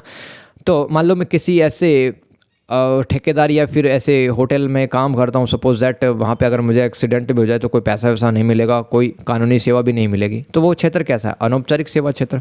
तो मुख्य बात क्या लिख सकते हो आप कि अनौपचारिक सेवा क्षेत्र में यानी कि इनफॉर्मल सर्विस सेक्टर में रिक्शा चालक, घरेलू कामगार यानी कि घरों के अंदर जो काम वाली बाई रहती है, और सड़क विक्रेता यानी कि कोई फल बेच रहा, सब्जी बेच रहा, आम बेच रहा, वो सड़क विक्रेता, नाई, दर्जी, छोटे दुकानदार, मजदूर, निजी ट्यूशन देने वाले, ठेले चलाने वाले, प्लम्बर, इलेक्ट्रीशियन आदि शामिल होते हैं। इन लोगों को कम सेवा देना होता है परंतु इनका रोजगार स्थायी नहीं होता। इस क्षेत्र की मुख्य विशेषता देख लो, कम पूंजी में कार्य शुरू होना, आय का अनिश्चित होना, लिखित अनुबंध का यानी कि कॉन्ट्रैक्ट नहीं होते हैं कि आपको हम 2 साल तो रखेंगे, अब पता चला काम वाली बाई है उसको निकाल दिया अपने पर्स से। पेंशन, बीमा, भविष्य निधि जैसी सुविधाओं की कमी, श्रमिकों का शोषण होने की संभावना इसके अंदर रहती है। फिर भी जो अनौपचारिक क्षेत्र है ना बहुत इंपॉर्टेंट है क्योंकि बड़ी संख्या में लोग यहाँ पे काम करते हैं, पैसा मिलता है लोगों को, शहरों और गाँव की दैनिक आवश्यक सेवाएँ पूरी करते हैं। भारत में बेरोजगारी और गरीबी कम करने में अनौपचारिक क्षेत्र का बहुत बड़ा योगदान है। निष्कर्ष में लिख सकते हो कि ये क्षेत्र भारतीय अर्थव्यवस्था का एक आवश्यक भाग है। आवश्यकता इस बात की कि सरकार इस क्षेत्र के श्रमिकों को सुरक्षा, प्रशिक्षण, ट्रेनिंग, उचित मजदूरी और सामाजिक संरक्षण प्रदान करे ताकि यह क्षेत्र अधिक सम्मानजनक और उत्पादक बन सके। तीसरा क्वेश्चन है दोस्तों, एमएसएमई क्षेत्र, बहुत बार आया हुआ है, याद कर लो। इसका पूरा नाम क्या है? सूक्ष्म, लघु और मध्यम उद्यम। उद्यम का मतलब एंटरप्राइजेज या इंडस्ट्री, एम का मतलब माइक्रो, एस का मतलब स्मॉल, दूसरे एम वाला का मतलब मीडियम, ई का मतलब एंटरप्राइजेज। तो ये क्षेत्र एमएसएमई क्षेत्र भारतीय अर्थव्यवस्था की रीढ़ माना जाता है क्योंकि यह उत्पादन, रोजगार, निर्यात और क्षेत्रीय विकास में महत्वपूर्ण योगदान देता है। बड़े उद्योगों की तुलना में एमएसएमई कम पूंजी में अधिक लोगों को रोजगार देने की क्षमता रखता है। मुख्य भाग देख लीजिए। एमएसएमई क्षेत्र का सबसे बड़ा महत्व यह है कि यह रोजगार सृजन करता है। ग्रामीण और अर्ध शहरी क्षेत्रों में छोटे उद्योग, कुटीर उद्योग, हस्तशिल्प यानी कि हैंडीक्राफ्ट आइटम्स वगैरह, कोई चटाई बना रहा है, कोई अचार बना रहा है, तो ये सब एमएसएमई उद्योग है। खाद्य प्रसंस्करण, फूड प्रोसेसिंग इंडस्ट्री, वस्त्र उद्योग, टेक्सटाइल इंडस्ट्री आदि लाखों लोगों की आजीविका का आधार है। दूसरा, यह क्षेत्र समावेशी विकास यानी कि इंक्लूसिव ग्रोथ को बढ़ावा देता है। इसमें महिलाओं, युवाओं, कारीगरों और स्थानीय उद्यमी को आर्थिक अवसर मिलते हैं सीखने के और काम करने के पैसा ही मिलता है। तीसरा, एमएसएमई क्षेत्र निर्यात वृद्धि में सहायक यानी कि हम हाथ से बने हुए जो पापड़ हैं, अचार हैं, कोई मशीन है, टूल है, चटाई है, सब बेच सकते हैं बाहर के दूसरे देशों को, तो भारत की इकोनॉमी बढ़ेगी। तो भारतीय हस्तशिल्प, चमड़ा, कपड़ा, इंजीनियरिंग वस्तुएं आदि वैश्विक बाजार में देश की पहचान बनाते हैं। हालांकि इस क्षेत्र में क्षेत्रों को वित्त की कमी, तकनीकी पिछड़ापन, कच्चे माल की समस्या, विपणन कठिनाइयाँ और बड़ी कंपनियों से प्रतिस्पर्धा जैसी चुनौतियों का सामना करना पड़ा। इसलिए सरकार द्वारा ऋण सुविधा, डिजिटलीकरण, कौशल विकास और मेक इन इंडिया जैसी योजनाओं से इसे समर्थन दिया जा रहा है। सरकार हेल्प कर रही है, अलग अलग स्कीम चल रही है एमएसएमई को आगे बढ़ाने के लिए। निष्कर्ष में लिख सकते हैं तो एमएसएमई क्षेत्र केवल आर्थिक इकाई नहीं बल्कि आत्मनिर्भर भारत, रोजगार, संतुलित क्षेत्रीय विकास का मजबूत आधार है। इसे सशक्त बनाना भारत की दीर्घकालिक आर्थिक प्रगति के लिए आवश्यक है। समझ रहे हो दोस्त, इस तरह से लिखने होते हैं। आगे चलते हैं माय डियर। विदेशी प्रत्यक्ष निवेश यानी कि एफडीआई और विदेशी पूंजी प्रवाह, फॉरेन कैपिटल फ्लो, क्या अंतर है? भूमिका लिख दो। विदेशी प्रत्यक्ष निवेश यानी कि एफडीआई और विदेशी पूंजी प्रवाह किसी भी विकासशील अर्थव्यवस्था, जैसे कि भारत की जो इकोनॉमी है वो डेवलपिंग इकोनॉमी है, इंपॉर्टेंट है एफडीआई और विदेशी पूंजी प्रवाह भारत के लिए। ये देश में पूंजी, तकनीक, प्रबंधन, कौशल और रोजगार के अवसर लाते हैं। भारत जैसे देश में आर्थिक विकास को गति देने में बड़ी भूमिका है। मुख्य भाग लिख दीजिए। एफडीआई जो है का मतलब उस निवेश से है जिसमें कोई विदेशी कंपनी या व्यक्ति किसी देश के उद्योग, व्यापार या सेवा क्षेत्र में स्थायी हित स्थापित करने लगता है। जैसे कि देश की टाटा कंपनी है, रिलायंस कंपनी है, अब कोई अमेरिका का व्यक्ति इसमें मान लो 100 करोड़ लगाना चाहता है तो क्या होगा? विदेशी प्रत्यक्ष निवेश। उदाहरण के लिए किसी विदेशी कंपनी द्वारा भारत में कारखाना लगाना एफडीआई कहलाता है। इसमें केवल धन ही नहीं आता बल्कि तकनीक, नई तकनीक आती है भारत में, आधुनिक प्रबंधन और उत्पादन क्षमता भी बढ़ती है। दूसरी ओर जो फॉरेन कैपिटल फ्लो है, विदेशी पूंजी प्रवाह, एक व्यापक अवधारणा। इसमें एफडीआई के साथ साथ विदेशी संस्थागत निवेश, बाह्य वाणिज्यिक उधार यानी कि वर्ल्ड बैंक और आईएमएफ ये सब भी पैसा देते हैं। अनुदान और ऋण भी शामिल होते हैं, जैसे कि जापान, हमने जापान से पैसा लिया है, मेट्रो जब बना रहे हैं तब वर्ल्ड बैंक भी हमें पैसा देता है। तो ये सब क्या विदेशी पूंजी प्रवाह है। यह पूंजी जो पैसा है देश के वित्तीय बाजार, उद्योग अवसंरचना के विकास में सहायक होती है। विदेशी पूंजी प्रवाह से रोजगार बढ़ता है, निर्यात को प्रोत्साहन मिलता है, विदेशी मुद्रा भंडार मजबूत होता है तथा आर्थिक विकास को बल मिलता है। परंतु अत्यधिक निर्भरता से आर्थिक अस्थिरता को खतरा हो सकता है। अतः विदेशी प्रत्यक्ष निवेश और विदेशी पूंजी प्रवाह आर्थिक विकास के लिए महत्वपूर्ण साधन है। यदि इन्हें संतुलित नीति, उचित नियमन यानी कि नियमों के तहत अगर हम एफडीआई और विदेशी पूंजी प्रवाह यानी कि फॉरेन कैपिटल प्रवाह को नियमों के थ्रू चलाएंगे तो राष्ट्रीय हितों के अनुरूप आगे बढ़ाएंगे तो हम आत्मनिर्भर बनेंगे, मजबूत अर्थव्यवस्था हमारी भारत की बनेगी। आगे है दोस्तों ऋण जीडीपी अनुपात। क्या चीज़ है भाई? इसका मतलब किसी देश के कुल सार्वजनिक ऋण यानी कि टोटल पब्लिक डेब्ट की तुलना उसके सकल घरेलू उत्पाद से करना है। जीडीपी आप समझते ही हैं, ग्रॉस डोमेस्टिक प्रोडक्ट, यानी कि किसी देश में एक निश्चित अवधि में, एक निश्चित टाइम में वस्तुओं और सेवाओं का जो कुल उत्पादन है, कुल मूल्य है उनका, वो जीडीपी कहलाता है। तो ऋण जीडीपी का अनुपात का मतलब है कि जो आपका कुल सार्वजनिक ऋण है उसकी तुलना अगर जीडीपी से करते हैं तो वही ऋण जीडीपी अनुपात कहलाता है। देसी भाषा में बताऊं, ऋण जीडीपी अनुपात आपको बताता है कि देश की कुल आय के मुकाबले उस पर कितना कर्ज है, कि हम कितना कमा रहे हैं और कितना कर्ज है हमारे ऊपर। यह अनुपात किसी देश की वित्तीय स्थिति और ऋण चुकाने की क्षमता को समझने में महत्वपूर्ण भूमिका निभाता है कि हम लोन चुका भी पाएंगे। जैसे कि दिल्ली मेट्रो का जो काम हुआ ना, काफ़ी सारा पैसा बाहर से लिया था अपन ने, हालांकि आज तो चुका दिया है। तो अगर किसी देश का ऋण जीडीपी रेशियो अच्छा है तो वो लोन चुका देगा दूसरे देशों को। तो मुख्य भाग में लिख दो, यदि किसी देश का ऋण जीडीपी अनुपात बहुत अधिक है तो इसका अर्थ है कि सरकार पर कर्ज का बोझ बढ़ रहा है। ऐसी स्थिति में सरकार को ब्याज भुगतान पर अधिक खर्च करना पड़ेगा, जिससे विकास कार्यों जैसे शिक्षा, स्वास्थ्य, आधारभूत संरचना पर खर्च कम हो सकता है। अब किसी देश पे कर्जा ही बढ़ गया तो कहाँ से वो डेवलपमेंट के काम कराएगा, कहाँ से स्कूल हॉस्पिटल खोलेगा। इसके विपरीत यदि ये जो अनुपात है ऋण जीडीपी अनुपात संतुलित और नियंत्रित हो तो यह अर्थव्यवस्था के लिए सुरक्षित माना जाता है। हालांकि केवल अनुपात अधिक होना ही हमेशा बुरा नहीं होता। यदि सरकार लिया गया ऋण उत्पादक कार्यों में लगाती है, अब जापान से जैसे 5,000 करोड़ रुपए ले लिए, हमने हाईवे बना दिया, मेट्रो बना दी, अरे काम ही आएगा ना देश के लिए। जैसे सड़क, बिजली, उद्योग और रोजगार सृजन, तो भविष्य में जीडीपी बढ़ सकती है, ऋण का बोझ कम महसूस हो सकता है। आगे चलते हैं, निष्कर्ष लिख लो। अतः ऋण जीडीपी अनुपात किसी देश की आर्थिक मजबूती, वित्तीय अनुशासन और विकास क्षमता का महत्वपूर्ण संकेतक है। सरकार को ऐसा संतुलन बनाना चाहिए कि ऋण भी उपयोगी हो और अर्थव्यवस्था पर अत्यधिक बोझ भी ना पड़े। आगे चलते हैं दोस्तों, सवाल आया हुआ है, मेरे को अच्छा लगा तो मैंने लिख दिया यहाँ पे। भारतीय प्रतिस्पर्धा आयोग, competition commission of India, CCI क्या चीज़ है, क्या जानते हो? लिख दो आप, है ना। टिप्पणी लिखने में है, मतलब 200 शब्दों के आसपास लिख के काम चला सकते हो, इतने लिखना है। भारत में बाजार में स्वस्थ प्रतिस्पर्धा बनाए रखने की ये प्रमुख संस्था है, यानी कि कंपनियों के बीच में कंपटीशन, हेल्दी कंपटीशन चलते रहे, कोई छोटी कंपनी ना मारी जाए। इसकी स्थापना प्रतिस्पर्धा अधिनियम 2002 के तहत की गई। इसका उद्देश्य यह सुनिश्चित करना कि बाजार में कोई भी कंपनी अपनी शक्ति का गलत उपयोग न करे, उपभोक्ताओं को, कंज्यूमर्स को, जो कस्टमर है उसको उचित मूल्य पर और उचित क्वालिटी दे, और कस्टमर को ऑप्शन मिलते रहे। जैसे कि आपको मोबाइल खरीदना है तो सीसीआई ये सुनिश्चित करता है कि आपको अलग अलग ब्रांड के अच्छी मोबाइल कंपनी के दिलाए जाएँ मोबाइल। मुख्य कार्य क्या है?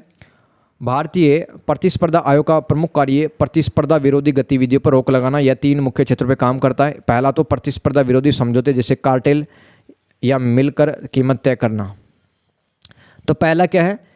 यह समझौतों को लागू करता है, प्रतिस्पर्धा विरोधी समझौते को लागू करता है। दूसरा, प्रभुत्वशाली स्थिति का दुरुपयोग, जैसे किसी बड़ी कंपनी द्वारा छोटे व्यापारियों को दबाना। इस स्थिति में छोटी कंपनियों को बचाने का काम हमारा प्रतिस्पर्धा आयोग करता है। तीसरा, विलय। विलय का मतलब मिलना। एक छोटी कंपनी बड़ी कंपनी में मिल गई, और अधिग्रहण, यानी कि एक बड़ी कंपनी ने एक और कंपनी को अपने में मिला लिया छोटी कंपनी में, की जांच करना ताकि बाजार में एकाधिकार ना बन जाए।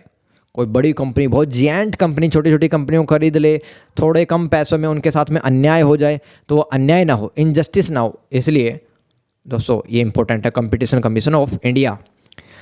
सीसीआई उपभोक्ताओं के हितों की रक्षा करता है। छोटे उद्यमों, छोटे जो उद्योग धंधे हैं उनको निष्पक्ष अवसर देता है और अर्थव्यवस्था में नवाचार तथा कुशलता को बढ़ाता है। निष्कर्ष लिख सकते हो आप। इस प्रकार भारतीय प्रतिस्पर्धा आयोग सीसीआई मुक्त और निष्पक्ष बाजार व्यवस्था का प्रहरी है, यानी कि किसी के साथ भेदभाव नहीं होने देता, रक्षा करता सभी की, छोटी कंपनियों की, छोटे व्यापारियों की। यह न केवल उपभोक्ताओं की सुरक्षा करता है बल्कि आर्थिक विकास को संतुलित और न्यायपूर्ण बनाता है। इसलिए सीसीआई आधुनिक भारतीय अर्थव्यवस्था में अत्यंत महत्वपूर्ण संस्था है। Thank you so much. अपना ख्याल रखिए दोस्तों। अगर आपको मान लो पीडीएफ बाई करनी है, पीडीएफ को प्रिंट आउट करा लेना, आराम से पढ़ते रहना, ठीक है। तो अगर किसी को ऐसे पढ़ना है तो आप पीडीएफ बाई कर सकते हैं। आपको ऑफ बीट स्टडी नाम का एक टेलीग्राम ग्रुप है, वहाँ पर एडमिन को आपको मैसेज भेजना है और आप बाई कर सकते हैं इस पीडीएफ को। Thank you so much. अपना ख्याल रखिए। कैसा लगा वीडियो ज़रूर से लिखना है दोस्तों, तभी अपनी मेहनत कामयाब होगी। और अब सेट नंबर 2 में मिलते हैं, और सवाल मैं आपके लिए लेके आऊँ। कम से कम 12 सवाल हो रहे हैं, ठीक है।